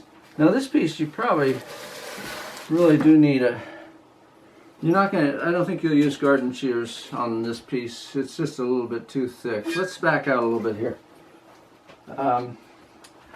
So, if you're desperate, a hacksaw blade will work. But again, a fine tooth blade. Okay, so there, I think you can see now. But a hobby saw is going to be a nice thing. A Dremel cutoff wheel might be the easiest if you're careful with it and get the positioning just right. It's a little hard to see those knife cuts, but I think I'm okay with it. If you aren't quite sure where the cut is, if you're not quite sure if you have like more than one mark on there, make sure you use your outside mark, and because you can sand it shorter easily. Okay, so the hobby saw here, fine hacksaw blade probably work. A Dremel wheel would work. You could just, if you have, well, even without power sanding, you could just sand from the end of the piece. It's not much longer than it needs to be, and so that would work. Or if you have power sanding, you could sand in close. I wouldn't try to sand right to your line. You'll probably go too far if it's power sanding. I'm not sure you can see this, can you? If it's power sanding, I would sand short of your line and then switch to hand sanding. And here we're running into, this is where hobby saws are a little problematic because the teeth are so fine. We're about halfway through and then it's wanting to stick. So I'm going to saw halfway through farther out and then try to split that piece out with the knife blade. Or I can just do it with a hobby saw. And then I won't be binding any, as I go down as much. It was just getting hard to slide the saw back and forth there. Now I sort of have a new start on life.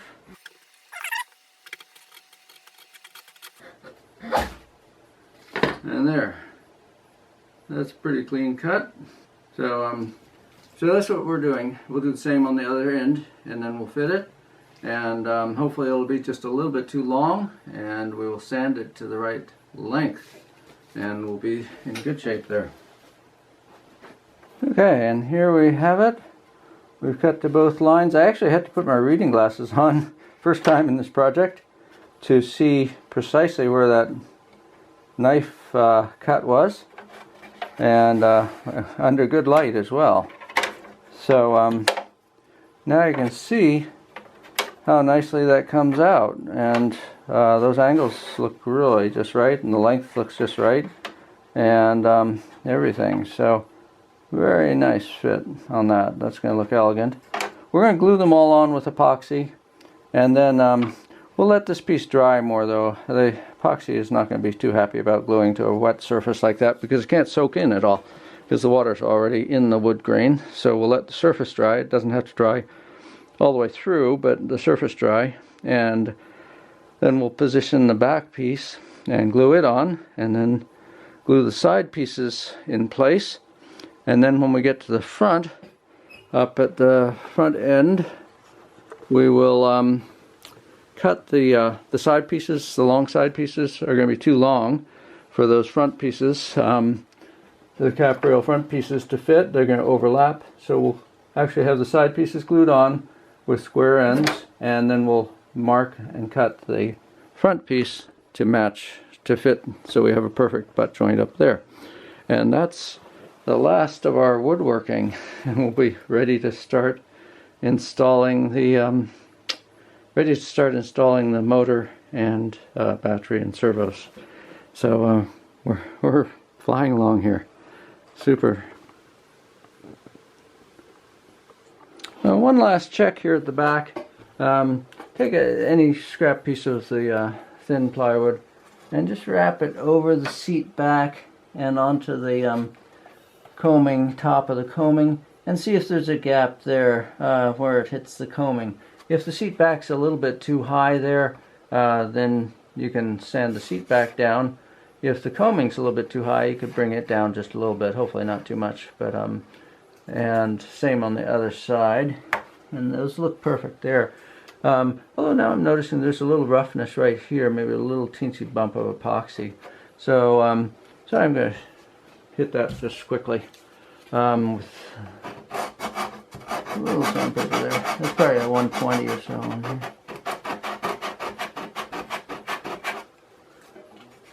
And there, that looks, I think that was just a little bit of my fillet came up too high there.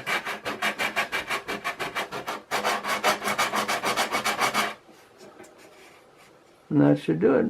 Yeah, that feels good. So that's all it took. Great. Well, one other aspect of this, probably not really necessary, but I think it'll make the job a little bit easier. Since this piece is gluing on, relatively in a horizontal plane, if you tip it way back, it's not going to make a nice flow into the side rails. So it's wanting to be fairly horizontal, but you notice the edge of the seat is angled because of the angle of the seat. So I don't think we'll take that down all the way flush, all the way across the back end. We're going to give ourselves a little bit easier job here with the gluing by taking that down more horizontal. So the front edge is going to be entirely horizontal, but we're not taking it down all the way back. Maybe it's 2/3 of the way back. Depends on how high your seat back is, but that'll just make it easier to glue this piece on. It'll sit level more happily. Okay, there. And this piece is still too wet. I think probably what we'll do is a combination gluing trick. We'll use about 3/8 of an inch of CA in the middle, and then epoxy on both. So I think what we'll do on the when this is dry and we're ready to glue it on, I think what we'll do is sort of a combination gluing technique where we'll use CA for about 3/8 of an inch in the middle, and then we'll use epoxy, which is quite a bit stronger as a bond, from there out to the edges. And then when we put it in place, we'll get it positioned perfectly, and we'll push it down, and CA will bond and clamp it basically in position while the epoxy sets. So it'll be stuck down with CA in the middle, which isn't as strong, but then epoxy on both sides, so it'll never come off. So that'll make an easier job of it. The other approach would be to tape it in place while the epoxy sets, but if your tape releases, that's no good. And now we're finding this piece is relaxing even more as it dries, and we're right on there now, exactly right. Not really having to push it down at all. So the curve right now is just perfect. So we'll let that's starting to feel pretty dry. We'll let it dry just a little bit more, and then we'll get that in position. Remember that it's going to be a little hard to sand anywhere along the edges of your coaming or the inside surface. So this is the time before the Caprail goes on to make sure you have that sanded as well as you want it sanded. So it'll take a really nice varnish coat or a smooth paint coat, depending on which approach you take to the coaming. But I think probably a varnish coat is going to be what we're doing on the coaming for this boat, at least. So that'll look good. And so don't short yourself on the sanding opportunity. Okay, so just a few more minutes, we'll glue that on. And just for a sense of timing, it's probably been about just a few minutes more than half an hour since this came out of the boiling water and onto the bending jig.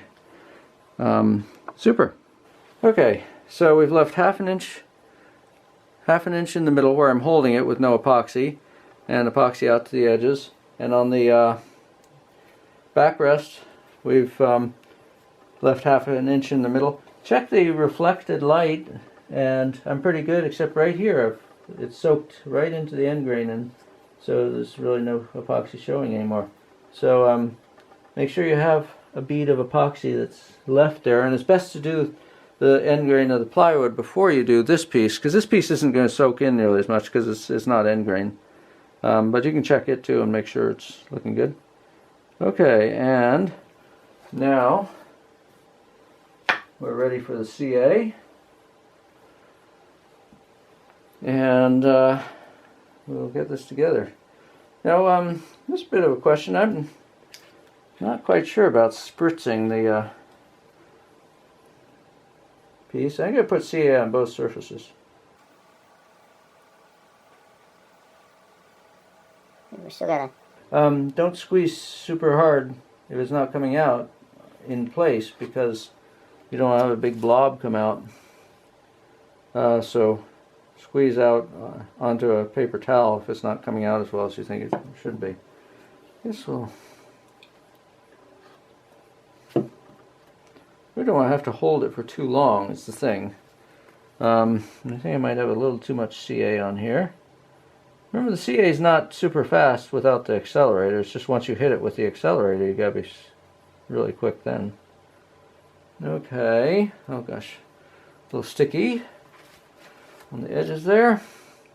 Okay, so we're gonna just hit it right in close there and get it in place instantly. Now check both ends. You don't want one end to look lined up and the other end be off. Okay. And then remember, it's supposed to be horizontal. It's not supposed to be tipping back at the angle the seat is. It's supposed to be a horizontal top surface to it. And check both ends here and here. Make sure that relative to the coaming, the bevel end is exactly the same, centered, so your piece is centered. Okay, and we did do just a teensy little spritz of accelerator, trying not to get the accelerator on the epoxy, because I don't know what the effect of the accelerator on the epoxy would be. Probably not a total disaster, but and make sure you don't have it twisted, you know, further forwards on one side than the other. But I think I've got it on pretty square. Be a bit of a nuisance if you let go of this too soon. I mean, just because we'd have to start with the CA, applying the CA again. But obviously not a disaster. Okay, well, let's see. There we go. So we've got that piece in place, looking good, and that went very easily. That's a little bit darker from the boiling. Maybe it was a darker piece to start with. But when we sand it, I think that'll lighten up. And that's one of the beauties of wood, is that the tone of the wood changes and your entire Caprail doesn't have to be exactly the same tone. Or another approach is to stain the different pieces with mahogany stain, colored stain, before varnishing. So a lot of different ways to handle that. Okay, and then we're going to go ahead and use our epoxy on these side pieces, and they're going to be taped in place. They don't...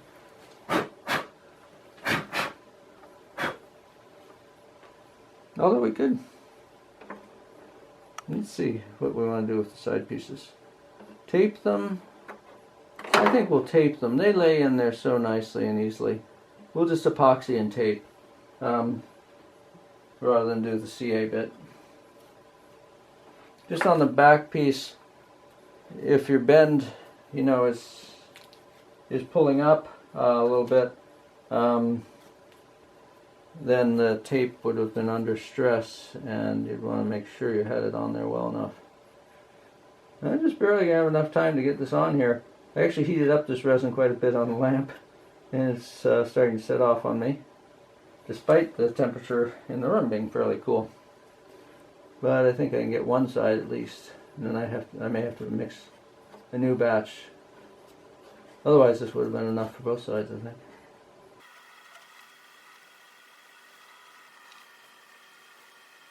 And a little epoxy on the ends of your back piece where your joint is going to be with the side piece.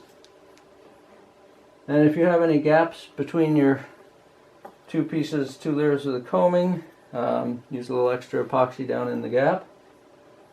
I think ours are pretty tight on this project.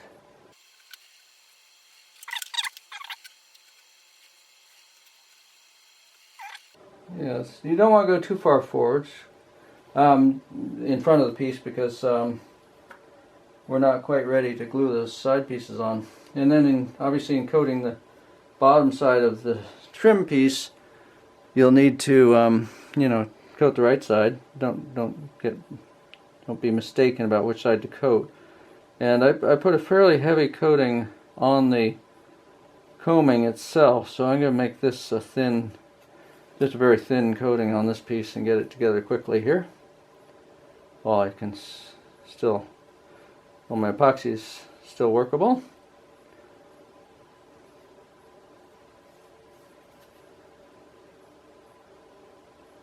Even though the entire bottom of this is not touching the coaming, it's fine to coat the whole bottom because it's not going to be visible.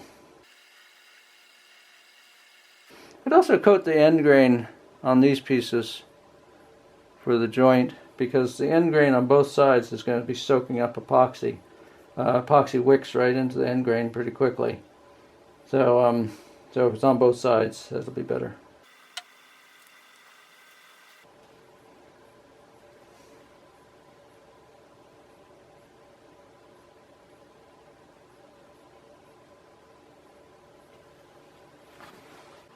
Gee, that almost just sits on there by itself, but I think we won't trust it to stay that way.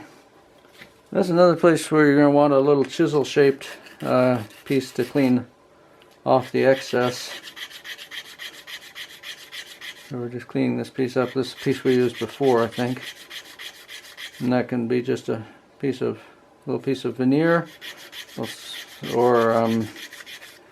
or a piece of the plywood. This piece is staying in place by itself. There is an advantage to cleaning this off before you tape it, because when you tape it you have to avoid the tape. Okay, and there's really not much on the outside edge, which is good because it's harder to clean off the outside edge. Okay, and we'll get a couple pieces of tape on here. As you tape it, make sure your joint at the back stays tight and right. I would kind of like to slide it back just a teensy little bit.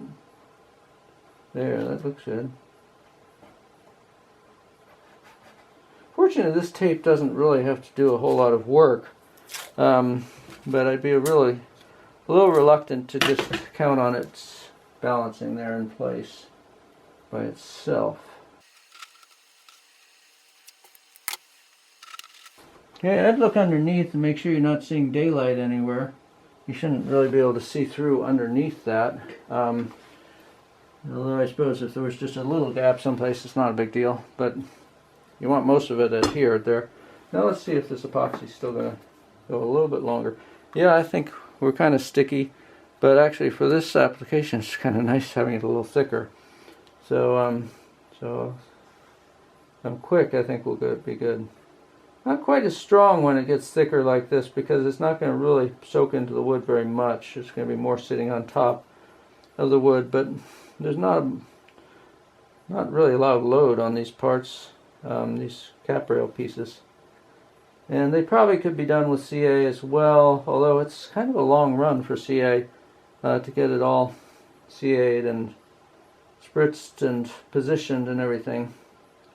So I think the epoxy is easier. Also, even epoxy that's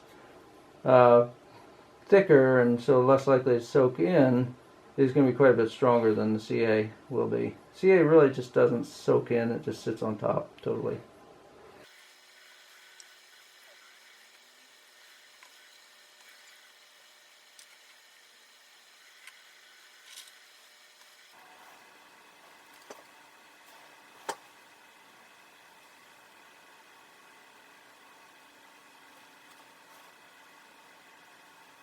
Okay, now the fit here is pretty good, but it's not quite as perfect as this one.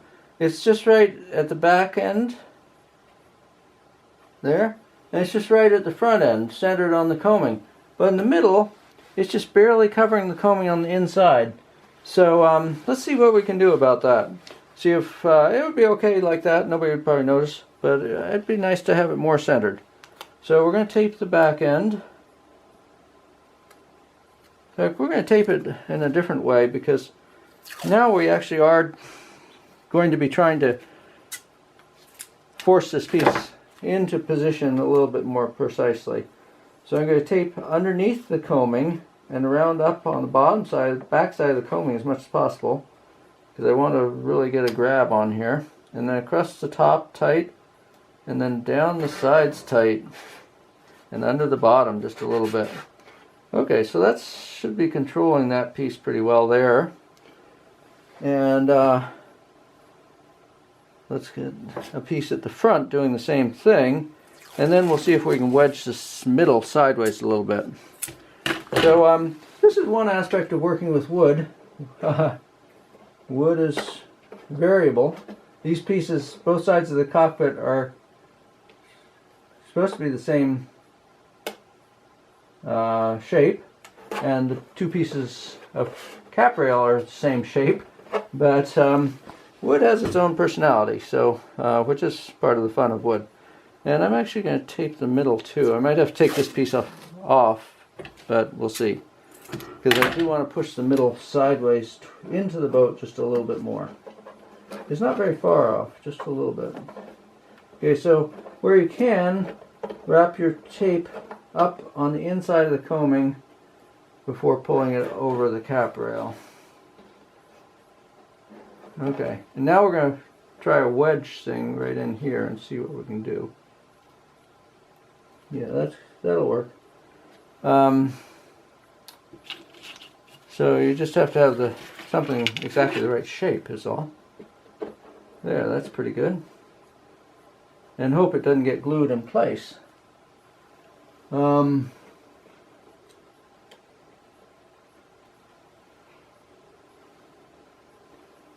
And I think we need one more. Interesting, when this is pushed out, oh, it must be because this tape here. Maybe I'm going to release this a little bit there. Okay, there, that helps a lot. Now this is looking just centered. This is looking centered on top of the cockpit coaming, and this is, well, actually it's pulled out a little bit. This tape seems to be pulling it out too much. So there's not like one perfect, when you're trying to tape things in place, there's not like one perfect response to doing it, because every wood, that's the nature of wood. Every piece of wood is slightly different, has different qualities, and wants to do its own thing. So you've got to be a little bit creative. But that looks pretty nice. I think I have an even overhang over the cockpit coaming, with the Caprail hanging over the cockpit coaming, an even amount on each side there. And I've got my back pieces, my joints at the back are very close and tight. And I'm happy with this. And hopefully this piece won't become a permanent part of the boat because it looks a little awkward there.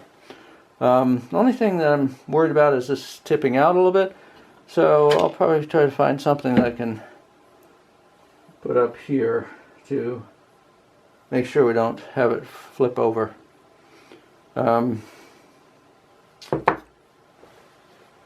So then we'll have a system, not a very elegant system, but a very workable system. And that'll do it. I think we're good. Double check, and then remember the key to epoxy work is come back in 5 minutes, 10 minutes, 15 minutes, all the above, and make sure nothing has changed, that your tape hasn't let go, and because in 15 minutes you can still reposition things and have it come out right, but if it's more like an hour later that you check it, it's going to stay the way, however it is, it's going to stay that way. So come back and check it, because we want it to look just like this. It looks perfect. Okay, let's take a closer look at that, where the box isn't right in our way, and you can see how nice that's going to turn out.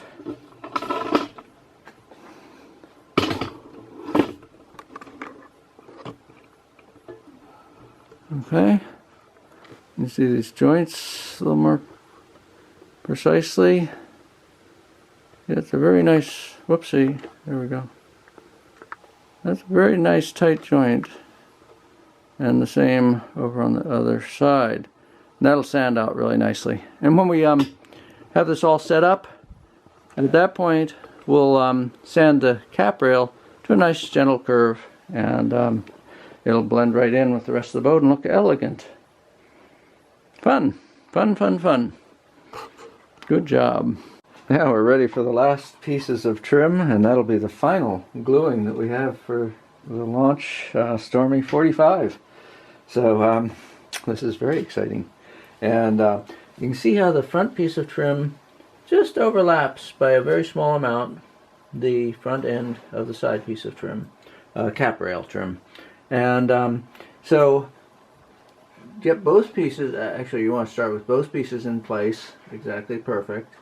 And again, we'll try to make it just, whoops, we'll try to make it just a little bit long and then sand it to shape, just the very last little bit. And I'm trying to do this so you can see, but it's a little fiddly. Then have to lean over pretty far. Okay, I want to get them both exactly right, like that. Then I want to mark, looking from the side, I want to mark this trim piece. And let's go in a little bit closer there so we can see what we're doing. And again, a knife mark, you could use a really sharp pencil, but a knife mark is going to be very, very precise. Now don't push down real hard here because you might split it right across. So I'll hold it up a little bit farther and then make a knife mark right on there, lined up with the end of the side piece. So that's going to be perfect right there. Okay, and then you've already seen the different techniques of cutting that. If you're using a hacksaw blade, cut it significantly longer than it needs to be, because it's not going to be that precise a cut. But I'll use the hobby saw and cut it, and that'll be a pretty precise cut. So I can cut just a teensy bit longer than the actual piece should be. But if you try to cut exactly the right length, it's, if you're really good, you might get it right on. But it really is better to sand and fit, sand and fit, sand and fit until you have it just right. Okay, now this works quite well with the hobby saw, because as you get deeper you can just twist the hobby saw and break off the very end piece easily. so you don't get into a situation where the slot is too small, too narrow for the saw. But this is delicate material, so don't put a lot of force onto it, because you may split the piece. Because there is some, it's not, the edge, the grain cannot be parallel to this entire piece, which means it's a little bit weaker than if the grain were parallel to the entire piece. So if you're holding it back here, you're going to split it. So you have to hold it right up next to the saw. And we're almost through here, and there we are.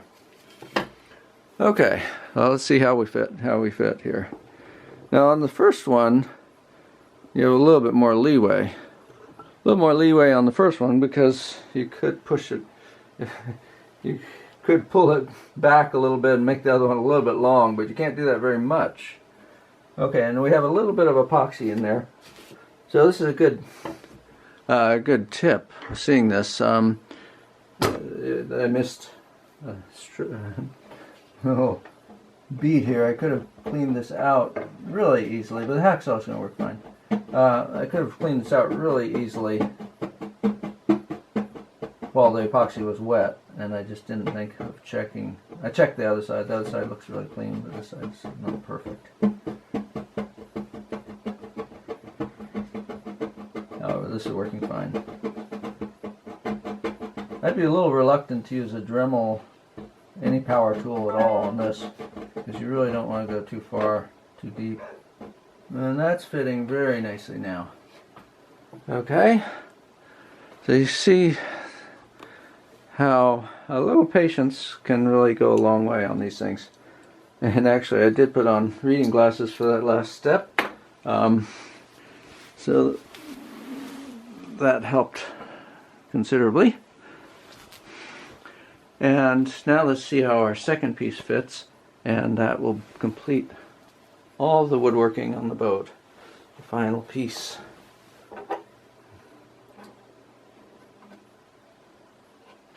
And I think this piece actually isn't, I didn't really, made it a teensy bit long, but I don't think it's really too long. I think I can leave it. I don't think I have to trim it. If it's too long, it'll reveal some of the edge of the cockpit coaming on the inside, and you don't really want that. So probably a good idea to tape that piece right in place, so we can, because this last measurement is, the second piece measurement is more important than the first piece measurement, because if you make it too short, you don't have any recourse at all. So let's tape this in place here. Okay, and now we'll do our same measurement thing on the other side with the knife. Again, a sharp pencil can work, but a knife is more precise, and precision counts here.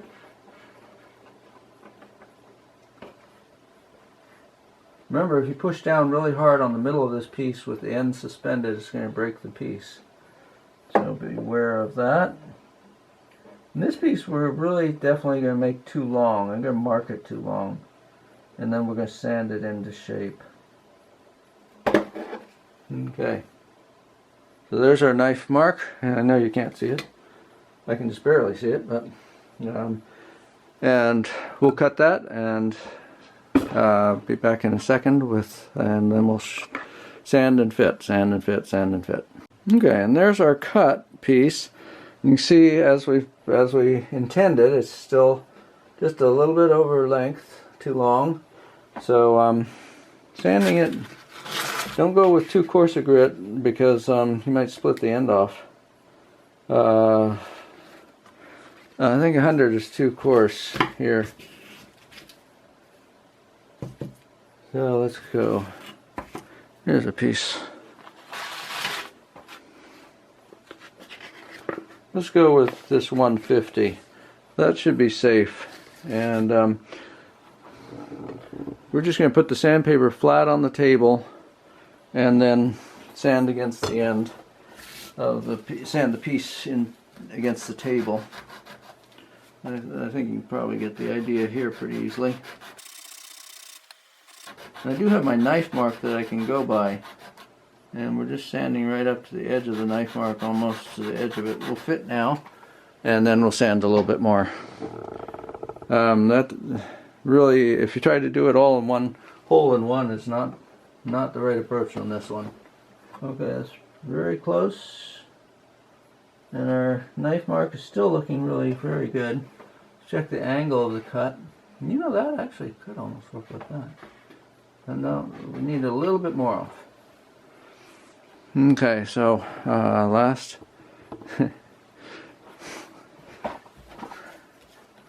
little bit. I'm going to take just a teensy bit off the front end too, just to clean that end up just a little bit. I don't want to change the angle though, because the angle is very precise. Okay, see what we've got. Very small increments here at the end. We're very, very close now, but it still won't. Yeah, there's still coaming showing inside. The Caprail is not back far enough to cover the coaming yet, so we take off a little bit more, and then we'll fit again. And if you're wondering how people do get such perfect fits sometimes in models, or in any kind of workhouse, you know, cabinet work or trim or anything, often it is by just doing a little bit and fitting, a little bit and fitting, a little bit and fitting.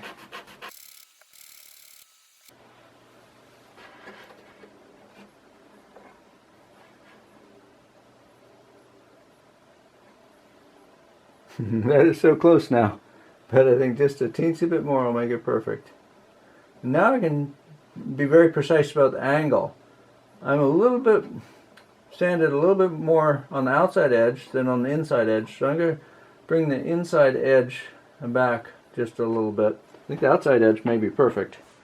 So so getting the angle, not only the length, but the angle of the cut exactly right is what we're aiming for here. And changing the angle, actually, the angle is going to change pretty quickly, so don't overdo that. Let's try again. Again, it's really close. A little bit more. I have to angle it just a teensy bit more. And then I think we'll have it, because outside again, the outside edge of the cut is not quite tight, and the inside edge is tight. So let's see if we can get that angle just right. Now there's a way to cheat on this a little bit. I should mention it. You can undercut a little bit as you sand, because nobody knows if the bottom is tight. Everyone's going to go by whether the top edge is tight. If the top edge is tight, it looks like a perfect fit. So you can undercut it just a teensy bit with this, as you sand, and create the impression that you actually have a perfect fit. The big thing is don't rock it as you sand, because then you're going to round the end. You want to keep it very steady angle. Okay, and let's go back to where we can see if we're doing good. And that looks very nice. I think we're right on there. Okay, so that only takes, you know, it really doesn't take very many minutes, but that's pretty much the only way to get really tight fits, is to sand, fit, sand, fit, sand, fit, probably 4 or 5 times, and just keep checking and making it more and more precise each time, just little increments. Okay, well, we're going to mix up half a large mark of epoxy and glue these last 2 pieces on. You just saw us gluing on how we glued on the side pieces. These pieces are actually a little bit easier because they just sit there. We'll probably put a piece of tape on them just so nothing goes, nothing gets bumped. But you can see how the tape goes already. So we'll be back after this is set up and start on installing the. Well, we still have the rudder to install and the rudder servo and the motor, but that's going to go real quick. Okay, and there we have it, the last detail. and that went perfect. It's so nice when things go perfect, isn't it? And let's just swing around so we can see how nice that looks. And it's just setting up with epoxy. I'm not actually going to tape it. I think I'm just going to leave it right there. And you see that joint's really clean, that joint's really clean, and that joint's really clean. So I think I'll probably, you know, I could tape it, but I'd probably bump it while I tape it. And those pieces don't have any inclination to slide. It's perfectly horizontal, and I think we'll be just fine. Just make sure that nobody bumps the table or the cat doesn't come into the room or anything like that. And again, as always, 5 minutes check, 10 minutes check, 15 minutes check, and half an hour check. And after that, you should be good, unless it's really cold where you're working. It takes longer to get that initial set, which will hold them in place. Okay, well, that was fun. And then we'll be on to the motor installation and the rudder. The rudder's fast and easy to put in, and the steering servo, and the ESC, the electronic speed control, and the battery, and the ballast. So a few more steps, but all of the woodworking is completed now. And then painting and varnishing, of course. So we still have some fun ahead.